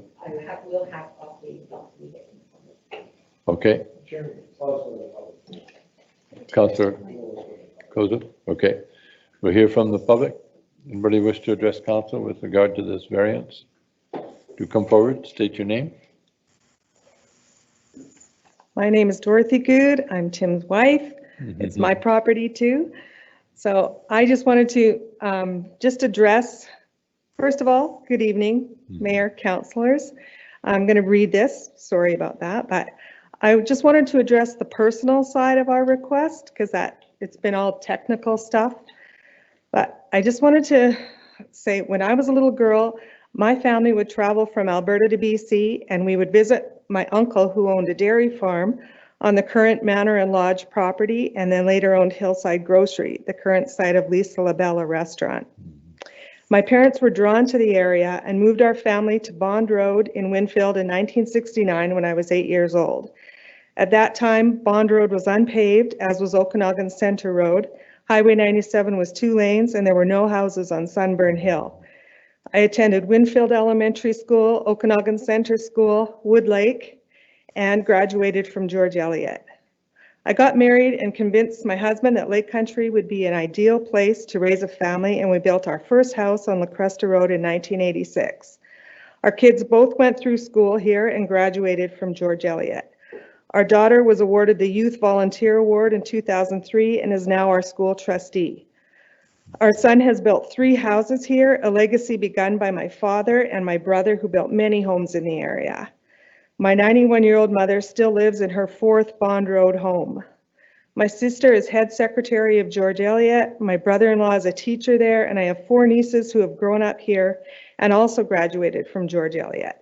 One was a student member of this council, and most recently, another one was valedictorian of her grad class this year. My cousin is chair of the Art Walk Committee, and her husband was the first mayor of Lake Country. I bring this up only to show you that our roots run deep in this community and our family follows a strong sense of community involvement. Being members of Lake Country Alliance Church, a member of the Osceola Fish and Game Club, and being part of the school system for many years have all afforded us countless opportunities to serve our community, and this is where we want to stay for as long as possible. I fell in love with the natural beauty of our current property the first time I saw it and knew that was where I wanted to build our forever home. We built it in 2004 with the environment in mind. We brought siding, roofing, and rock trim samples to the property to make sure the colors blended in. We wanted it to look like it had always been part of the land, even using rock from the property to build the rock wall around our small lawn areas. We only disturbed as much of the terrain as was necessary, and we've done very little landscaping because we didn't want to disturb the natural beauty that attracted me in the first place. It's been our oasis. In 2008, after I broke my foot and Tim had his first surgery on his foot, we realized that we wouldn't be able to hoist ourselves up the stairs to our bedroom backwards on our hands and butts in our later years, so we started to plan for the future, with our goal to age in place. We thought of a stair lift, but our stairway is curved and wasn't built for that, so we thought of an elevator. But the design of our house has clearly defined spaces, none of which would allow for that. We also knew that our lives wouldn't follow the path that is typical for people who retire, to downsize and travel. My vertigo and Tim's mobility issues make travel difficult for us. Walking and sports are not options, but a pool would be ideal. So we started formulating plans. Because of the climate here and the many different kinds of animals that wander through our property, deer, bears, marmots, coyotes, raccoons, chipmunks, a moose, peacocks, and even a longhorn cow, to name just a few, we knew that an indoor pool would give us year-round use while protecting the wildlife in the area. Over the next several years, we explored many different layouts to see how we could possibly make this work so that we could age in place, narrowing down the ideas and concepts until we came up with one that seemed ideal. All along, we followed the guidelines of building codes and bylaws and were very confident that we were doing everything properly. We originally wanted to make our application in 2019, but more health setbacks ended up delaying that for a year, and we finally optimistically went in to submit our proposal in February 2020. And you've heard from my husband's presentation what occurred after that. We drive by all the developments in the area and see how the landscape has changed, up at the lakes, over by Sage Glen, down at Lakestone and Tyndall Road, and we feel that our one building on almost 5 acres of land will not negatively impact the community at all, especially in comparison to these large projects. This project was intended to be an addition, as mentioned, which falls well under the limit of size for our 5-acre property. But because of a technicality, it has to be considered as an accessory building now. It's our only option. We sincerely feel that we fulfilled all the necessary obligations and requirements to make this change and ask that you approve it and allow us to continue with our dream. It is not our intent to create an eyesore. We want the building to be an extension of our home with the same attention to detail as we gave to our home originally. We want it to be aesthetically pleasing. We want it to blend into the environment, and we want it to be a place of comfort and inviting for people to join us. I've spent the first several chapters of my life in this community, and this is where I'd like to spend the last. I want to say how much sincerely we appreciate all of you councillors coming out to our property, listening to our plans, and seeing our vision. Please allow us to complete this building project and enjoy our golden years in our home community. Thank you. Thank you. Any questions? I'll see if any councillor has any questions for you. Councillor Reid. Thank you. Thank you for the presentation. And I know I asked this question before when I was with Tim yesterday, and he explained, but just in case, to make sure everybody has the same information, can you just explain how the elevator will work? Because I know there's no bedrooms over that side, so how will it assist in your aging in place? Because I know that's a key component of this application for you. Basically, it's attached to the garage area, so you'd walk through the garage, get in the elevator and go up the craft room and then across the breezeway. That goes to our bedroom and the craft. Or so if you were downstairs in the kitchen and the living room, yeah, we'd have to go outside. Outside, across the breezeway, through the garage, into the elevator, up the elevator, and across the skywalk, and then down? No, across to the bedrooms.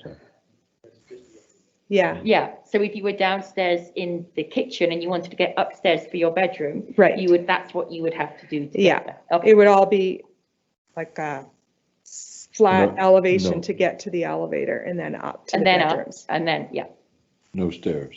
Yeah, but to go outside, then inside, then up, and then across. Yeah. Okay, thank you. All right, anybody else? Come forward, state your name, thank you. Oh. Hey guys, how you doing? Garth Donhauser, I'm a local realtor here in town and, well, in Okanagan, but I just wanted to speak to this because I think you need to hear it from a perspective of buyers and sellers. We get people coming here all the time and their dream is to come to the Okanagan, and Lake Country has been a wonderful place for most people to come to. As you know, you're all here for that reason too. It's a beautiful area. And I think when we look at the aesthetics of the home from a sales perspective, it is not outrageous. It's very calm and pleasing to the eye. And from a perspective for long term and how it shows our district, I think we're lacking in acreages. We're lacking in decent properties to sell anymore. So if somebody wants to, maintain that property, make it better, I think it's good for the community as well as for resale down the road. And it just helps this whole area.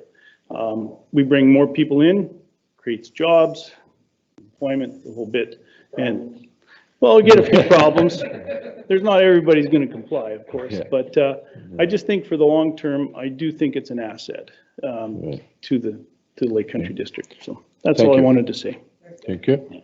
Anybody else wish to address council? Do come forward.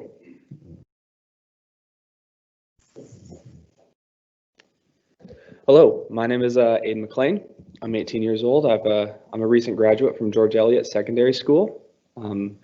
I've lived here for 11 years. I've been to their property many, many times, countless times, and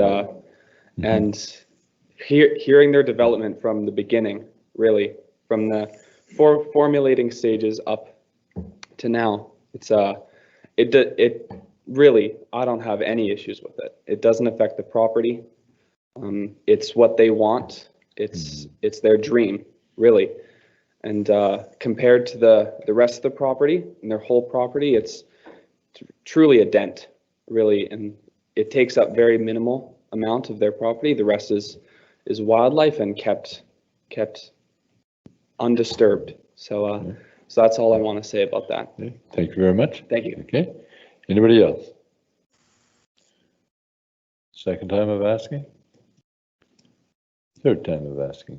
Hearing none? Councillor Reid, you had a... Yeah, I just wanted to kind of say my thoughts, share them. I think this is the development I can see as an attachment. I think there's been a lot of care and effort gone into the roof line, to the gables, to the mirroring, to the actual design of the extension. I think we're here because of the process. When speaking with Tim yesterday, we talked about how we got here, and I think we're here with a variance. And let's not underplay this variance, please, because we are talking about quadrupling the size of an accessory building and doubling the height. So I think for it to be classed as a small variance in the comments was probably not the case. But we're here because the way the process worked. And while I really appreciate the design and the effort that's gone into it, I do struggle with the message that we could be sending, because we're here because the applicant designed a building based on their understanding of the bylaws in 2004 by their own statements, and I don't think that's unfair to say that. If the bylaw changed in 2015, and if that approach had been taken in 2015 to double check with planning, or to double check even before ordering the pool or taking the hillside away, we may have ended up with a completely different design that would still meet their needs, but would be compliant with the bylaw. And I just wonder about the other community members who have gone through this process and are conformant with the bylaw and have changed their plans to be reflective and working within the remit of the development. I think the thing that would change my mind about this is, I think they've mentioned it a number of times, is the location, in the fact that it's not affecting other people, it's not visible, it's not impinging on somebody else's sightline. So to me, if I did vote for it, it would be a very, very specific instance. It's not something that I would expect to see quoted back by anybody as precedent, because this is a considerable variance to the accessory building size. I think in this particular situation, there is minimal impact on the neighborhood. There's a lot of support. I do strongly support Councillor McKenzie's view for a covenant on it. And I think if the applicant, as they stated, are going to say that it's going to remain a family dwelling in its entirety, then the covenant really should not be an issue. If it was, I would be concerned. So I'm hesitantly supportive of this, in the sense purely from a process point of view. If this came as an extension, absolutely no problem. I think what we're trying to do is to fit in with everything that has already gone before. We're fitting in with this variant because the hillside's been taken away before any development permit was sought, because the pool was ordered before any process was started with council, because the design was done before any consultation with the planning department. And I just want to express the message that if people are thinking of doing development or changes, please come and talk to the planning department before putting significant investment behind it. Allow the planning department to take you through the process, even with a rough sketch, so that we don't have these issues, because it takes time, as Tim's expressed, it costs him money, it's cost the planning time, their time. So I would just ask that if this happens again, if people are thinking of going forward with something, come in and chat to the planning department. They're super nice people. They want to be as approachable as possible. They will try and guide you as much as possible through your process, so that you don't have to come back and see these changes. So that's my 5 penny worth. Thank you. Councillor Ireland, Councillor Koza. Thank you, Mr. Mayor. Yeah, I have a couple of points to make. The fact that it's such a large lot and it's such a low percentage, I think counts extremely heavily in their favor. I mean, we're out here approving, as our last and our next ones, where you're going to go and look at the building that results on that lot, and you're going to wonder if there's actually a setback from any of the property lines, as there is so far throughout the community, and the applicant noted that. I mean, we have these 400 square meter lots, and the houses are, I mean, I'd still want to actually be proved to that my neighbor's house is only on 40% of the lot, because I certainly don't believe it.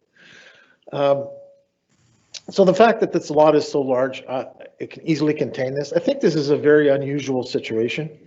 When you have an accessory building that's going to include a pool, not many people build indoor pools.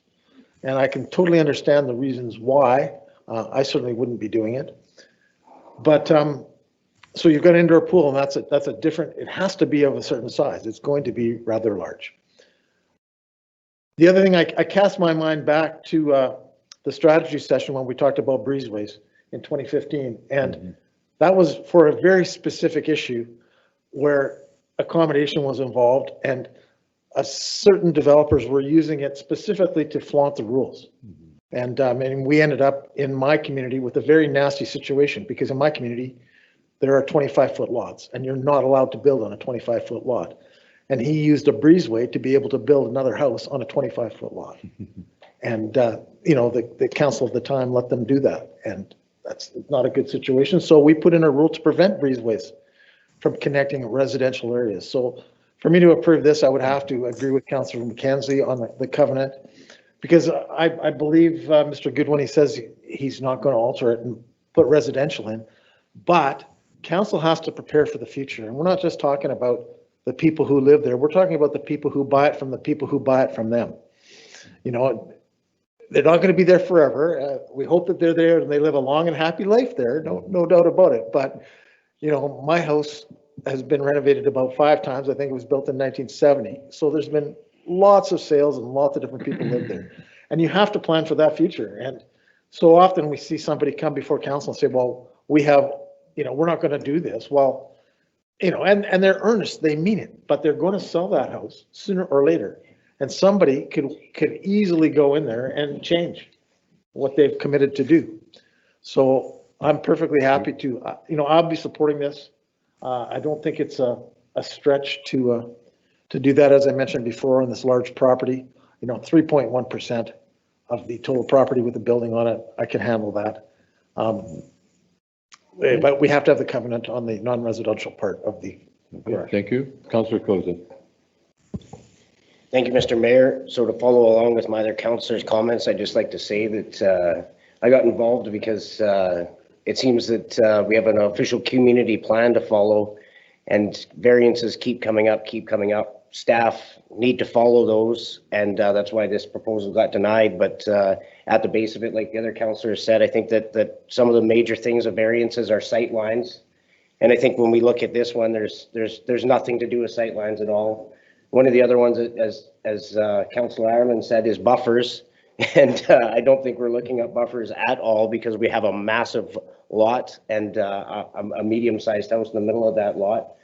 One of the other things we look at with our variances is elevations. And as when I went to the house, and they said that they own right to the top of the property line. So that means no one's going to be building on top of the hillside looking down into their backyard. So we don't have to worry about elevations or anyone else having a problem looking into their backyard or anything like that. And then last but not least is height. And they are over for an accessory building on height, but the fact that it's such a unique situation, I have no problems with this one, and I fully support this variance. As well, the thing of the breezeway too, when I went to their house as well too, is if they were to go to attach the house as per the bylaws, it would seriously affect their house, because on that side of the house is the furnace, the laundry, and a few other things. It's the only window on that side of the house. So if they were forced to enclose off that side of the house, they would have to completely change their house. And I fully support us putting a covenant on it. So in saying all that, I completely and utterly support this. Okay, thank you. Councillor Gamble. Thank you, Mr. Mayor. I would like to propose a motion of, I would like to propose a motion with, no, I haven't got it in front of me, but it's option B. If that could be put up on the screen, that would be helpful. But I would also like to add that we would require a covenant limiting the use of the accessory building to the use as described in the application. The covenant then. So can we put the option B back on the screen, please?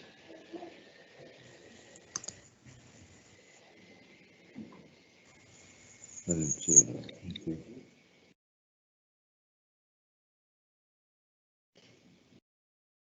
Yep. You got a question? So just before I take your motion, yes, Councillor McKenzie had a question, and Councillor Scarrow does as well. So we'll do the discussion and then the motion. Okay. So thank you, Mr. Mayor. Maybe Alberto, you can help us with the proper wording for that. So the purpose of the covenant would be to restrict from two residential. Removing the breezeway to the accessory building. So to word that properly. Okay, well, it's not an easy one, to be honest with you. And this is why we asked the expert. Right. I would say that a section 219 be also approved, Registered on it. register on title, to maintain the resident as one single family dwelling. Yeah. Okay, so we'd be good with that. So Councillor Gamble, is that good with your motion? Yes, that's excellent. Because I'll second that then if that's the case. Councillor Scarrow. But yeah, if we can put option B, yeah. Okay, Councillor Scarrow. My question through the staff, either Blessy or Alberto. So if we register this covenant as Alberto is so craftily worded, does that extend forever into the future? It's on title. Is there a termination? Does it change when another owner purchases that property? Can it be ignored? It stays there unless there is a request from the property owner to change it, and it has to go back to council for that. Okay, Thank you for your answer, sir.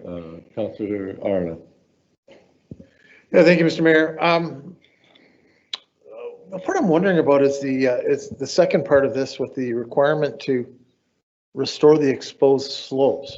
No, you can't. As far as I recall, it was a vertical cut. It's raw.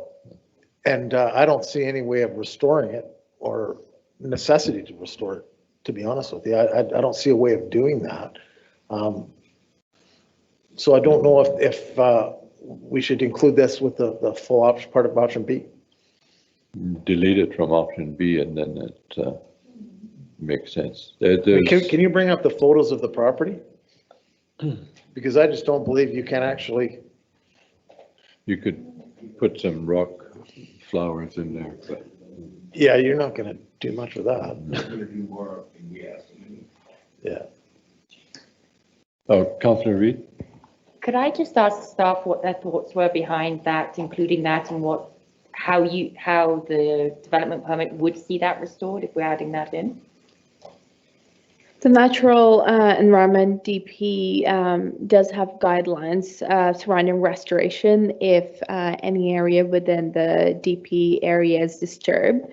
In this case, since no restoration was proposed as part of the application, that portion was included in the recommendation. And the restoration would be determined by a QEP in terms of the extent and what happens with the restoration.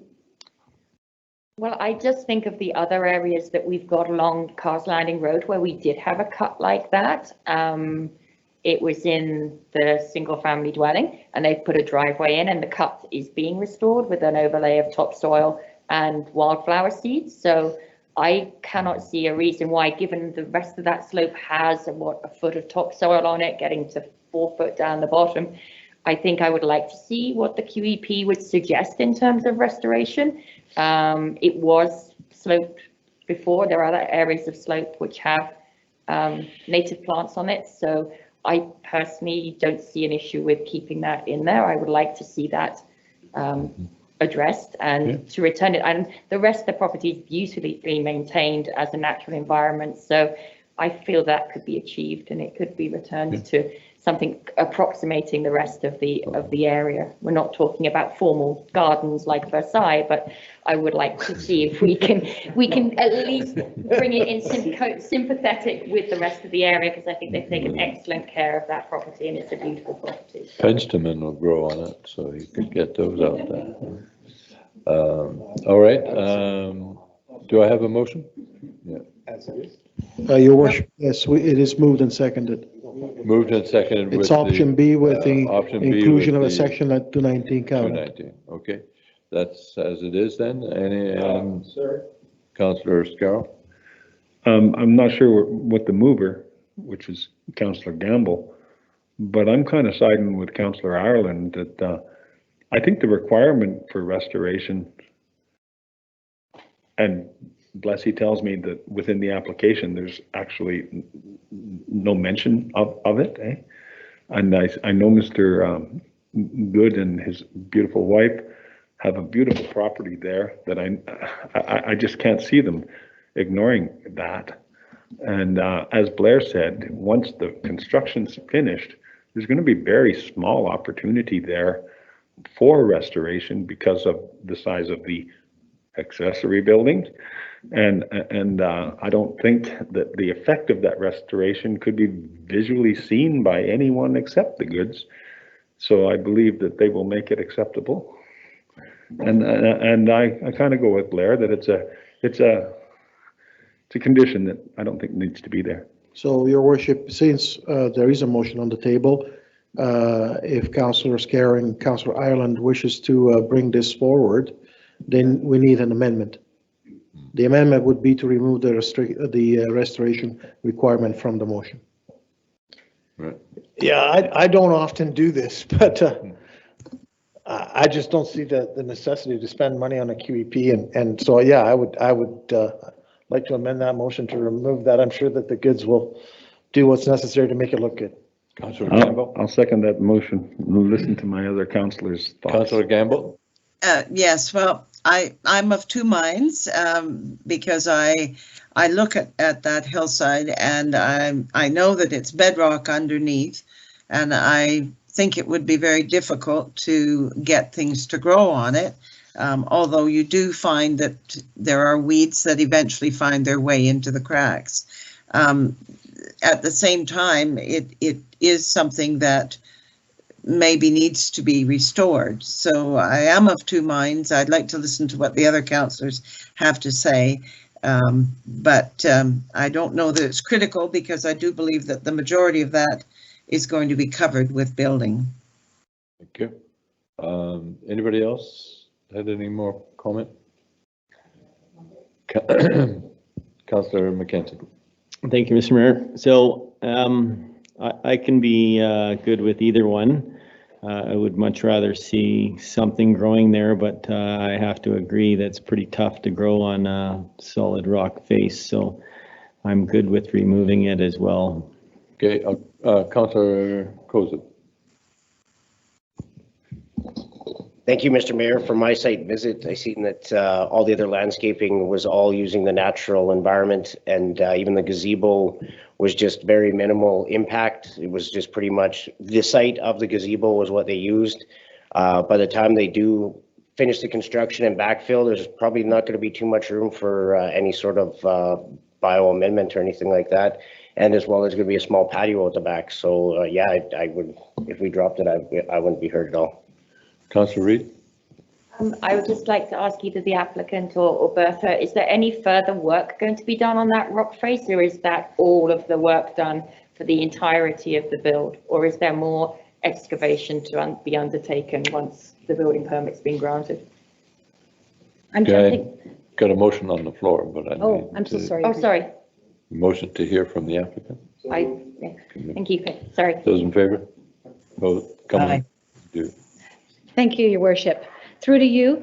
At this token, I wanted to make it fully aware that a QEP has done a report on the property, and in her report, she indicated that some grass should be planted, hand-seeded in and around where the accessory building or the addition, no, the accessory building is supposed to go. And again, she indicated that the slope being a rock slope and fairly steep, she did not plan for any planting on that. And I really wanted to bring to your attention, and she is very particular. I've seen a lot of QEP reports, and I like working with her because I know she takes it to the highest level possible. Tim, did you have anything to add? Well, just that the slope that would be visible from the road is all bedrock going up. I don't know how you would get soil to stick on that. Sorry, can I just there is some sloped areas at the back that is more soil, and those will be restored. Right. Yeah. So just to answer the question, is there any further rock work to be undertaken in terms of excavating once the building permits, if this gets approved and you go ahead, or is all of the excavation, that rock face is going to remain unchanged? Because we're all judging it on what we see now, so I just want to make sure that it's going to stay that way if that's the decision we take. We may have to take a foot or two of the rock out at the base, depending on where the toe of the slope is when we're putting our footings in. but the top cut Okay. and the basic thing, Gotcha. we tried to cut that to just the footprint of the building. Right. To minimize that Okay. at all costs. Okay. Thank you. Okay, thank you. So the amendment is to remove the request to restoration. Those in favor? Aye. Opposed? Amendment carries. Vote on the main motion for the, which. As amendment, as amended. Those in favor? Aye. Opposed? Motion carries. Thank you. And none opposed? All right. Development permit, no public comment. Thank you for attending in these COVID days, but stay healthy.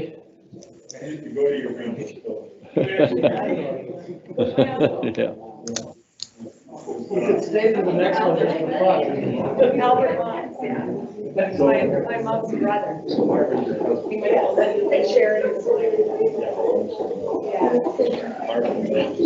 Okay, we're still in session here. Blessy, you're up. Councillor Scarrow. Call the meeting to order. You there, Penny? Yes, All right. Can't see you, but I'm here. good. All right. Lakestone Drive. Your Worship, this application is for 1795 Lakestone Drive, and it's a development permit application for a single-family residence. The OCP designation is urban residential, and the zoning is DC3 Direct Control 3 Lakestone. This map shows the location of the 0.06 hectare property and the aerial of the property. The environmental assessment establishes a setback of 15 meters for the streamside enhancement protection area. All proposed works for this development occur beyond the setback. The subject property is also separated from the Okanagan Lake foreshore by a steep cliff and public space. The province has considered and approved the application under the riparian area protection regulation guidelines. A variance approved by council in 2013 and registered on title of this property reduces the zoning bylaw front yard setback requirement from 6 meters to a garage door or carport entrance to 4.5 meters. This shows the site image of the vacant lot. Site plan is provided by the applicant. And the green hashed area shows the SPIA, the landscape plan, and all 4 building elevations. The proposal is for a single-family residence with an attached garage access from Lakestone Drive. The total development footprint area is approximately 408 meters square, including all the landscaping, building foundation, roof overhangs, and driveway access. The natural environment, hillside, wildland fire, and greenhouse gas reduction DP guidelines have been considered and have been substantially met. This slide shows the CAO comments. Option A is that development permit for the construction of a single-family residence be approved, and that prior to issuance of the DP, the security bond be submitted to the district. And option B is that the DP be denied. All right. Any questions for the planner? Councillor Arm. Yeah, thank you, Mr. Mayor. I've noted in the, it's not in our report, but in the environmental report, that there's steps that are going down to, from the property to the edge of the property on the front. So I don't know if they go into the SPAD. This time there's no approval from the province or anything. And I think that, as I understand it, looking at the maps, that the property directly in front of this property, this is not a lakefront home, that we own the property in front of this property. That's correct. So have they applied, I don't see this in our side of the report, so have they talked to us about building a staircase down there? They are only building the staircase as indicated on their property and outside the SPIA. Okay, so, but it's not, so where is it and what does it do? It's only referred to in the environmental report, it's not referred to in our report. So I'm trying to understand what it does and what it accesses. These are the only steps that council would be approving as part of the development permit. The steps do not go any further than this. And these are retaining walls. Okay, so in the environmental report, is it on page 10? Yes. Yeah, it talks about steps. Maybe you can, if you're already there, I'm not there yet. Do you want to read it? Sure. It's just, I think this is when you're looking to, a set of floating steel stairs are proposed to be located underneath the development footprint up to the 15-meter setback. Construction of the staircase will include pinning support structures to the existing rock. No vegetation is proposed to be removed. A beach access occurs between the subject property boundary and Okanagan Lake. The following conditions must be adhered to. The proposed staircase is to be located beyond the 15-meter setback. Limited soil disturbance should not exceed its X in width. Is that the one you are referring to? That's the one, yeah. The proposed works must be isolated from Okanagan Lake. This will be through the use of a snow fence. The exact method and location of isolation will be reviewed by the EM while on site. Yes, the fence should be installed below the proposed work to mitigate the risks to aquatic resources and associated potential runoff and sediment transport. So I ask again, do they have to have a permit for this staircase? Because it's not covered in our report. The 15-meter setback is indicated on here, which would mean that they can't actually put the steps within it. The environmental report says that it has to be located beyond the 15-meter setback, and this is the 15-meter setback. So this is the closest they would be able to get with the steps. They would not be able to build and put it on our on our property. Okay, no, sorry. This is a bit awkward here. You're not really answering my question. I know that they can't put it into the SPA, but do they have to get a permit to build that staircase? Is that part of their plan? Because it's not in our report. What staircase? I don't see it. It's because it's not in our report. It's in the environmental report. So I've got a problem with that. We faced, if council can remember, it's a completely different proposal, but the province did not want to allow someone to build a tramway down to the beach, mostly on their own property. And they were offering to tear up an existing trail. So the net gain was a net gain environmentally, and the province still didn't want to allow that. So I'm wondering why we would allow them to access that part of the public property through a set of stairs, and are they permitted? Because it's not covered in our report. Your worship, maybe we should ask Ms. Gain or Director McEwen. Thank you, Mr. Mayor. I have not read in detail the report, as you obviously have. However, I can suggest that from what you're saying, that it would be considered landscaping. So no, we don't take a building permit to the best of my knowledge for a set of landscape stairs. So that would be my best guess, other than speaking directly to the QEP to find out what his intention was, but I don't see quickly looking at the report how he's indicated anything further than that there. Okay, so my follow-up to that would be, normally you have to get access to public property like that. You have to, they had to get an access permit for the road. Normally you have to get access when you're going to another property. That property in the front is our property. I'm not aware of any requirement for pedestrian access as you're suggesting. Certainly, it's not asking, dealt with through the access permit. I don't believe that that is something that we're in the habit of doing. Yeah, no, I don't think there is any regulation or legislation for that matter to that effect. Walk in. Yeah, I'm not saying that there is. No, I'm asking that question. Yeah, no, I don't think, I Then don't the think so. answer. Because we've had also cases that have been presented to us about properties accessing the rail trail. And we denied them access to the rail trail, which is our property. Mhm. So in my mind, it's kind of similar. This is our property.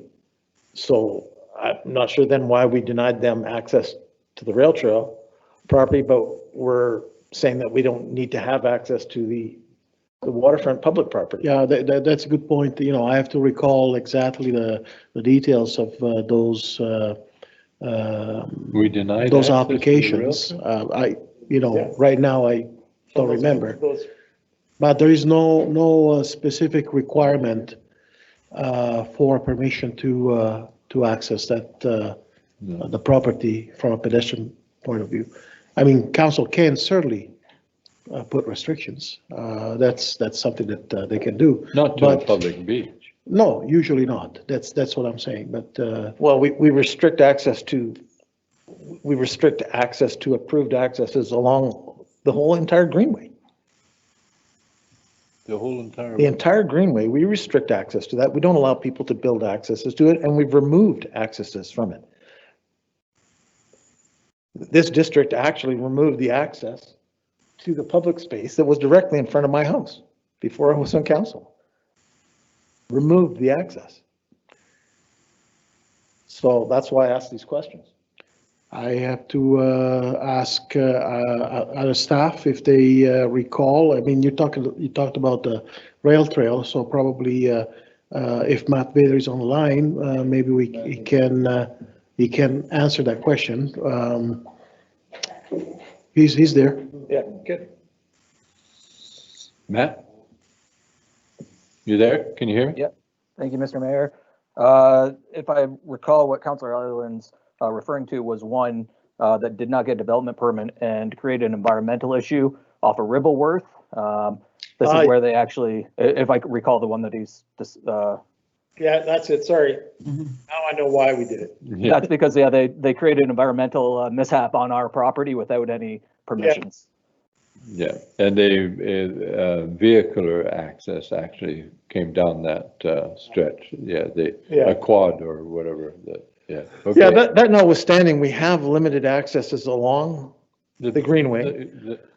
I happen to know, because I lived there, that the access that was there when I bought the house, in council's and the staff's zeal to remove and alter the beachfront, that they removed the access. They got in there with a machine and they dug it out. The stairway? A path. Well, jump. No problem. I've never sought it to be restored. I'm just asking that question. We control access all the time. So I just wondered if we controlled access in this case. I don't think this council did, but anyway. And if we actually should be granting access in this case, because I don't know the area, I don't know what it's like, but you know, there was a case this particular summer where a house in my neighborhood down the street decided to open up a new access to the beach. And that discussion happened with bylaw, and that happened with parks, because they did not want another access open to the beach front, right? And so, you know, and I think, you know, Mr. Alberto, that we talked about this, and bylaw attended, and people were told to cease and desist. Now, this was on public property, but this will also be on public property. So, I don't know. If the staircase is on private property, but the access is public. Okay. So, okay, anyways. Carry on. Yeah, I was hoping maybe that Mr. Buckles can help us with this if he's online. He's not online. Maybe Councillor Gamble can. Penny, were you on? Well, if I'm able to speak, I do have some concerns about the stairs going right into the public space. I don't think that is is something that we would normally do. And I know we're talking about this and we feel like we're not really clear on the answer. And I don't know that it's, I don't know if we can support the development permit, but have require more information on the stairs and whether or not that can be, limited. That's an option for council. Councillor Ireland. I'd make a motion that we defer this topic. We send it back to staff to bring us a discussion on the access, whether this access to the beach is going to create any environmental issues or going to create any issues, and whether this staircase is going to support that environmental issue or not. Okay. I'll second that. If it's in the environmental report, which I didn't. 6.3. But I don't see any stairs in there. 6.3. Foreshore access. Does not have a foreshore access. A set of floating stairs. Mr. Mayor. Stairs are proposed to be located under the development footprint up to the 15-meter setback. Construction of the staircase will include pinning support structures to existing rock. So. On the beach, yeah. No, well, this is on their property, Mr. Mayor. Hey, James. But I don't see, there's no talk about engineering or any kind of thing. Okay, Todd, or I should say, Councillor McKenzie. Thank you, Mr. Mayor. Just in 6.4, if you want to read that, it actually talks about foreshore access, and he has in there the following recommendations must be adhered to in order to prevent additional foreshore disturbance to enhance the ecological integrity of the subjects and whatever's underneath that stamp. So no beach grooming, addition of sand, removal or alteration of cobbles or boulders. So when it's in that report, that's obviously from Mr. Schlepke. Does that apply when we approve this, that covers this? I would take it that does, but. Well, it doesn't cover it because the beach is our property. This is not their property. Yeah, so I just wonder. That 15 meters forward is actually, this house isn't a waterfront house. That property is public property in front of the house. So doing anything to the beach would be wrong even if it wasn't, unenvironmental, because it's not their property. It would be like me going down to the beach in front of my house and building a nice little beach hut and doing all that stuff. It's public property. So 6.4 doesn't really apply that much to this particular situation because they're getting access to that waterfront. When they have access to that waterfront in this kind of private location, you've got to say, well, what happens to that waterfront? Does it become de facto their waterfront? And which is often the case. So I think that we need to look at that and see if this is a place where we want people to access. In my discussions with staff regarding the other entrances along Okanagan Center, there's certain places where they don't want more access because of environmental reasons, because of fish habitat, because of plant habitat, because of all these other things, right? So we haven't been informed about that by staff. It's not covered in the staff report, so I think that it should be. And furthermore, I don't know if you would consider it landscaping when you start talking about drilling rock and building a set of steel stairs. Building a set of wood stairs, well, similar to the house that's we dealt with in the first application. That's a landscape set of stairs. Any person with a 8x8 can go down there and build that. It's pretty easy. Doesn't require engineering. It's not within the SPIA though. No, it's not within the SPIA. That's really only where the province has control and we do. So it's on their private property and it's a means of going at that. That cable car you mentioned was on a much steeper one than the SPIA went up in. Well, it was going to have to enter the SPIA, but yeah, it was mostly on their property. But anyway, Councillor Reid. I agree with Councillor Ireland. I think the wording foreshore access sends little alarm bells. And why have a stair that doesn't go anywhere? Like, it's not on the plans. It's not delineated in any way, shape or form. It's in the environmental report, and credit to Councillor Allen for spotting it, but it's going somewhere. It's there for a reason.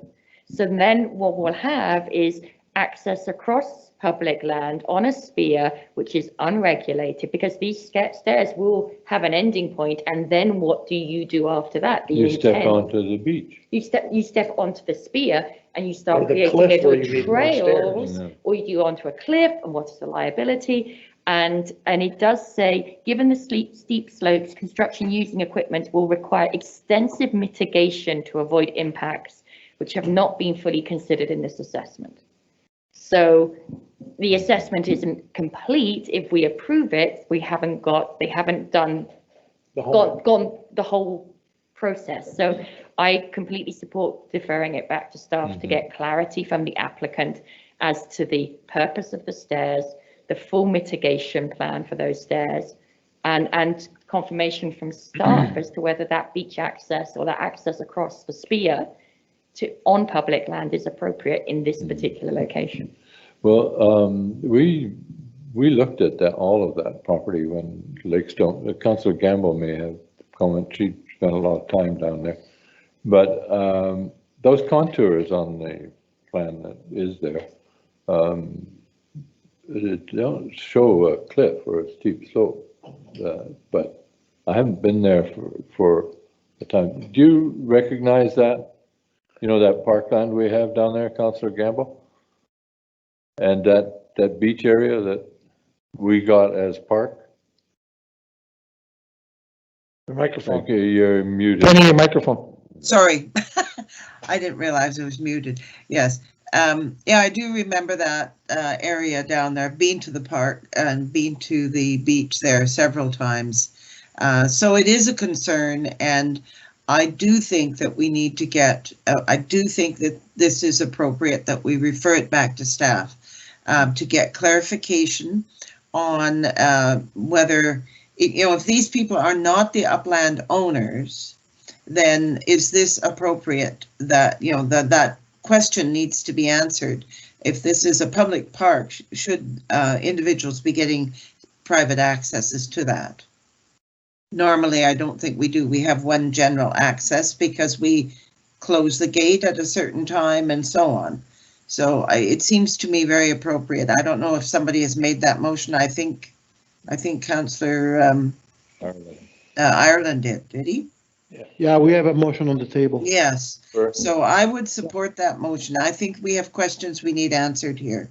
Okay, thank you. One thing I might add is where that house is does not connect to the beach that we got.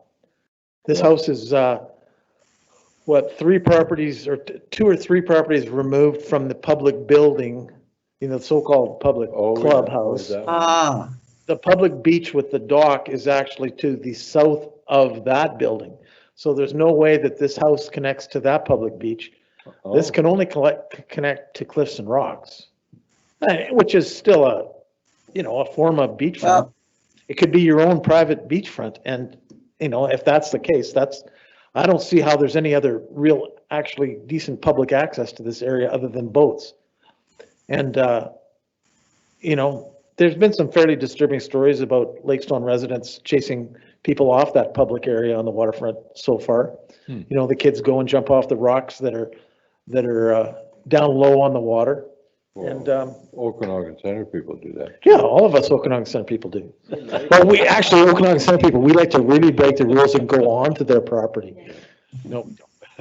Okay, so we have a motion on the floor then, and you ready for it? Motion? Those in favor? Aye. Or defer to staff? You're in favor, Penny? Yes. Okay. Yeah. You've got it? Yeah. Okay. And next one. None more. None more. Stir.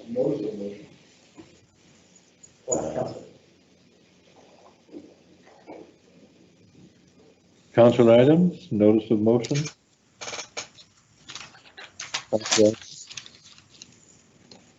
staff be directed to investigate and amend regulations for dock and boat lists in the zoning bylaw to prevent use of steel pilings. I think we already dealt with that, didn't we? No, your worship. It was a notice of motion. It was a notice of motion, so we need to dispose of the motion Well, today. I've got to speak to something in there first. Councillor Ireland?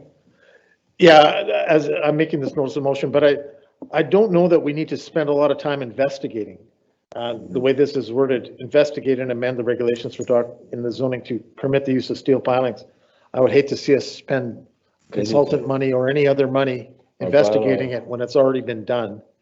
Our bylaw stipulates wood, and all we have to do is. Change it to metal. Change it to wood or metal. And talk about changing shapes. Yeah, so I would remove the word investigate and just amend it to include, include to permit the use of steel pilings. Yeah. Okay. Those in favor? Oh, is your seconding? Second and question. And those in favor? No. I'll second it for discussion. Oh, discussion, okay. Councillor Reid.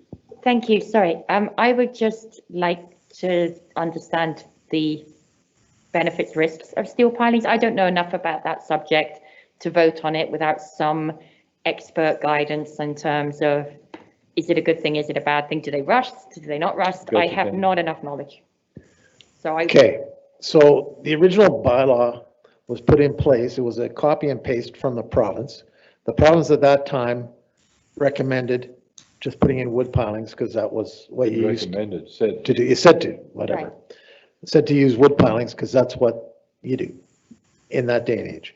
So time changes, things go ahead, and guys come up with the idea of using steel pilings because they last longer and there's no environmental impact because they're not treated with all the chemicals and crap that you treat posts with when you put them in the water. And if you'd ever seen the posts that come out of like the Kelowna Yacht Club, so one of the dock builders who he took all those posts out, takes posts out of those kind of places, right?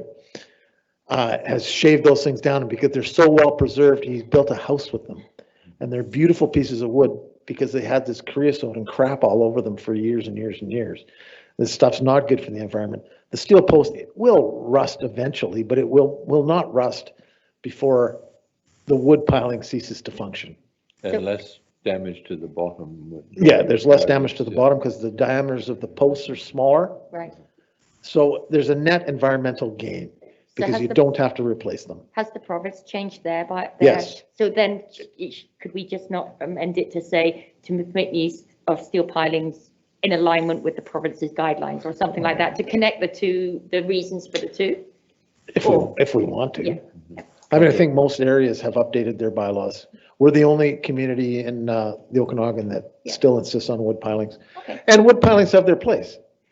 Had the regional district chosen to rebuild the breakwater, or the so-called breakwater, at the so-called safe harbor with wood pilings, then it would have cost them a lot less because they wouldn't have had to take the entire structure down and replace it with all metal pilings.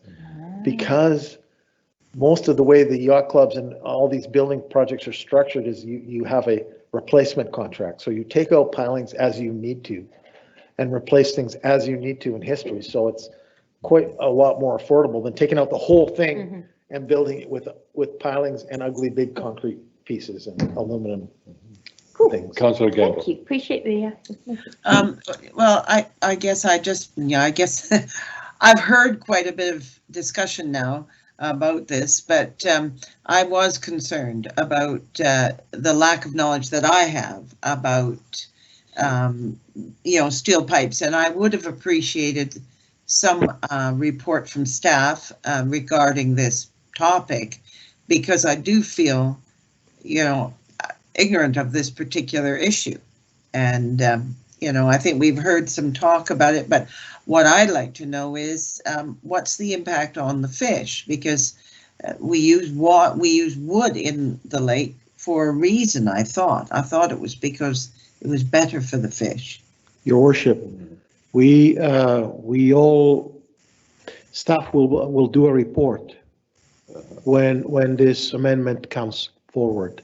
So that information will be part of it. We don't provide reports on notices. Okay. That would be fine. That would be excellent. Carol? Yeah,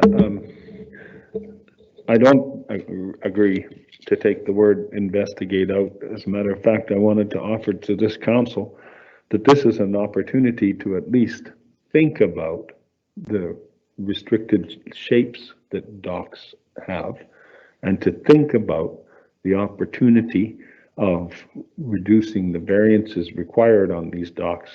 So if I could offer a friendly amendment, I would like to include the word investigate, and right after that, different shapes, and then amend the regulations according to that. Now, this is not necessarily me saying we need to change the shape. I'm saying this is this council's opportunity to include that in the discussion, and I think that would be prudent. So, Your Worship, I would say that that would not be a friendly amendment. That would be actually a full amendment. That would need a mover and a seconder. Okay, Councillor Aaron. Yeah, and I would not accept that amendment.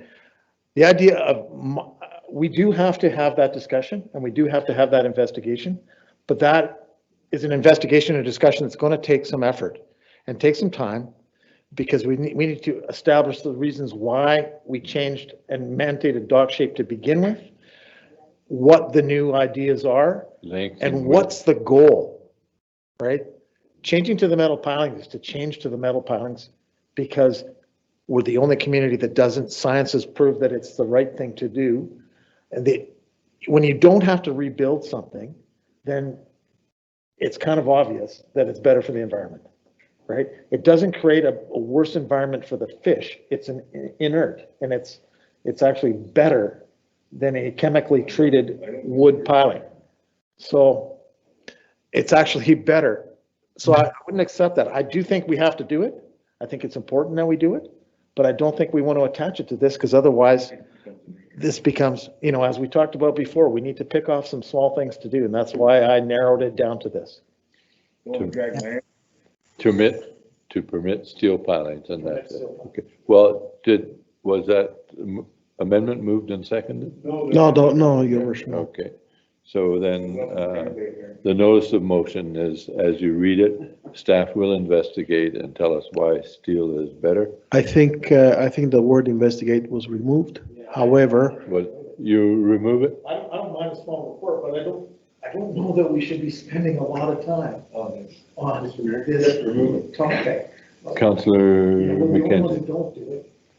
There's a reason why. Times change. Thank you, Mr. Mayor. So I agree, we should put on just to permit steel pilings. Let's not investigate this. We add this, and then if somebody still wants to do wood, you can still do wood for whatever reason. You're not limiting them to. It's cheaper. Yes. So I say to permit, and that would work for us. well, that's how the motion is Yes. currently on the floor. Yes, so I agree, that's the proper way to do it. Okay. Those in favor? Aye. Motion carries. All right. Moving on. Still on councillor items. We'll start with Councillor Reid. I have no items, so I'm gonna. I know. I want to watch the election. My goodness. Councillor. Thank you, Mr. Mayor. I have, I guess, a little concern to say, and that I see happening locally.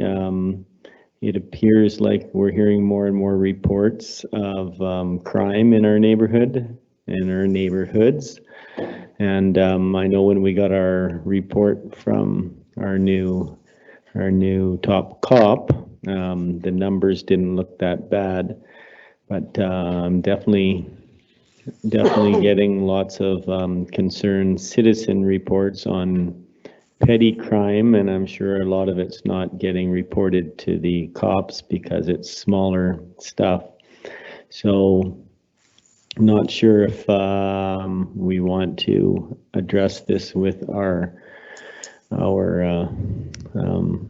commander and just see if there is numbers or if there is something that we should be doing, because I definitely have seen quite a bit of crime, and then what's happening is people that are getting hit are taking it into their own hands.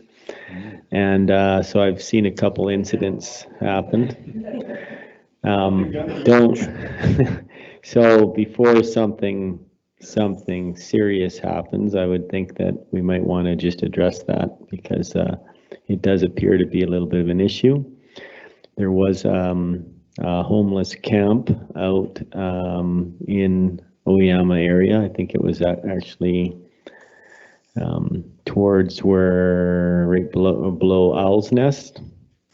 So there's a little beach down below there, and they had it all set up, and there was a bunch of items under there that didn't look to be camping items. They looked to be household items. So I'm sure there's some stolen items there.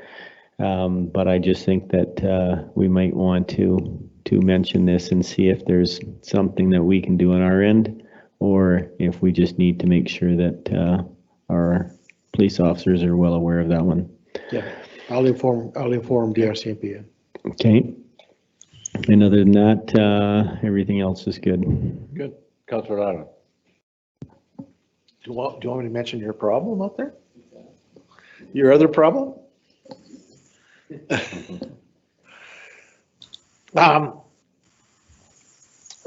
think that, if there's people listening, that they should be concerned about what's happening out in Oyama in terms of the alteration of drainage on a large property out there. And, the district, we're trying to do what we can do, but we're limited in our control. So we need people to contact their MLA, their MP, and conservation, and anybody else they can think of, because we need as much help to control this situation. We don't have the authority to go in there and control it all, and we need to do something about it. And if we can't, we need people. We need the will of people to help us get there. And other than that, I hope we wake up in a better world tomorrow. I'm a little bit nervous. We're nonpartisan. No. I'm not nonpartisan. It's not our country. Councillor Scarrow. Pass me by. All right. Councillor Koza. Oh, you're not. I'm going to sneak in. Can I? Yes. I just say it's Remembrance Sunday, or Remembrance Day on the 11th. So I know the Legion is not able to sell as many poppies, and the Legion is doing a smaller invite-only ceremony. But there is the poppystore.ca and the website for online donations. So if you are not having an opportunity to go out and buy your poppy, I know people often buy multiple ones. Please, please, please, can you continue to donate online to the Legion? The funds are desperately needed, and they do such an amazing job. So I just wanted to say thank you. The website again? Poppystore.ca, or you can Google Royal Canadian Legion and it will be on there as well. Poppystore.ca. You got it. Your worship, we haven't heard from Councillor Gamble. No, I'm about Councillor Gamble. Thank you. I do have some concerns that have been expressed to me about the boiled water orders that are on the water from Beaver Lake, which we are using because of the work to put in ultraviolet treatment at Okanagan Lake water source. A lot of people seem not to understand that the reason for the use of Beaver Lake water, and generally in the wider district, is because work is being done to upgrade and improve the water system that we have through most of the winter in most of the community. So I'm wondering if maybe a little more work needs to be done to get communication out to people. They don't seem to understand that. I've had a number of people ask me, well, why are we still on Beaver Lake water? And I don't know if any staff who are online or at the meeting tonight can say when this project will be complete and when we'll be back on Okanagan Lake water. Does anybody know that date? No, Your Worship, we don't have Greg online, so we can't respond to that question. But certainly we'll take it to our communication department and the information will be relayed to the public. That's great. That's great. Thanks. You're welcome. I just remind everybody that all of Okanagan Center and most of older lake country down here has been on Beaver Lake water forever. And we still are permanently. I'll hear, Kyle, are you there? Or Ruth? You got any? Yeah, I'm here. And I had to cut out from my phone to hop onto the computer real quick. And yeah, we do have a lot of information out there right now where people are definitely not understanding the difference between a water quality advisory and a boil water notice. And I think that's probably something that we need to do a little bit more work on, getting that out there again. What's the difference between a water quality advisory and a boil water? Because there is a big difference. And if I might just say that another concern that's been raised, and I just had this raised today, was I think it's chloromethanes, or I probably got the wrong word, but it's the carcinogens as a result of the use of chlorine in the water, that type of thing. People are concerned about the high level, and like I said, we do monitor our water weekly. We're very careful, but people maybe need to know what we're doing, how we ensure that the water is safe. You there, Kyle or Ruth? Yeah, I'll say to that, agreed. Chlorination byproducts are in whichever water system you look at, but it's particularly elevated in the Beaver and Oyama Lake sources in the summertime when the color is quite high in the water. This time of year, it's much less, and really the only way to get that down a lot lower is when we build a water treatment facility. But I agree, there is some work that we can get that message out as well around this time of year, and the levels and the monitoring that goes on. Great. Okay, thank you. Willie? Okay, you there, Ruth? Yes, good evening. Thank you, Councillor Gamble, for the question. In regards to communication, we've done extensive communication, as Kyle brought out. We answered every single comment that came into the district through email, voicemail, on Facebook, etc. So we've reached out to probably over 200 people in the last many weeks, as well as the communication's gone out on the water bill. I noticed on Facebook there were some screenshots of communications that people copied and pasted. So word is definitely getting out. The problem is the miscommunication getting out there and just being reiterated. So we're really struggling with that. But just to assure you and to alleviate some of your concerns, we have done a lot of communication. So if anyone is looking for the right information, we have it there. We have an extensive Q&A on our website, which we're really proud of. It's really grown over the last few weeks. And like Kyle said, there's a huge difference between a boil water advisory and a water quality advisory. And again, just continuously trying to do communication around that. We've even advertised in our local newspaper, because we recognize a lot of the older ones don't do social media, might feel more comfortable looking at an ad in the paper. So we've explored every channel, as well as our 1,300 subscribers have all received 3 or 4 communications. So we'll continue to do that, but I just want want council to be assured that we have really thought this through and we really have communicated to the community. And I just want to say, I certainly am not critical of the communication, but sometimes the issues just don't get through very well because maybe they're not familiar with those issues. Absolutely. Yeah, it's going to be a continuous process. So I appreciate the comments, because it really just reiterates to our team that we need to continue to do this. Again, it's an education. So appreciate the comments, and we'll continue to do work in that field for sure. Thanks.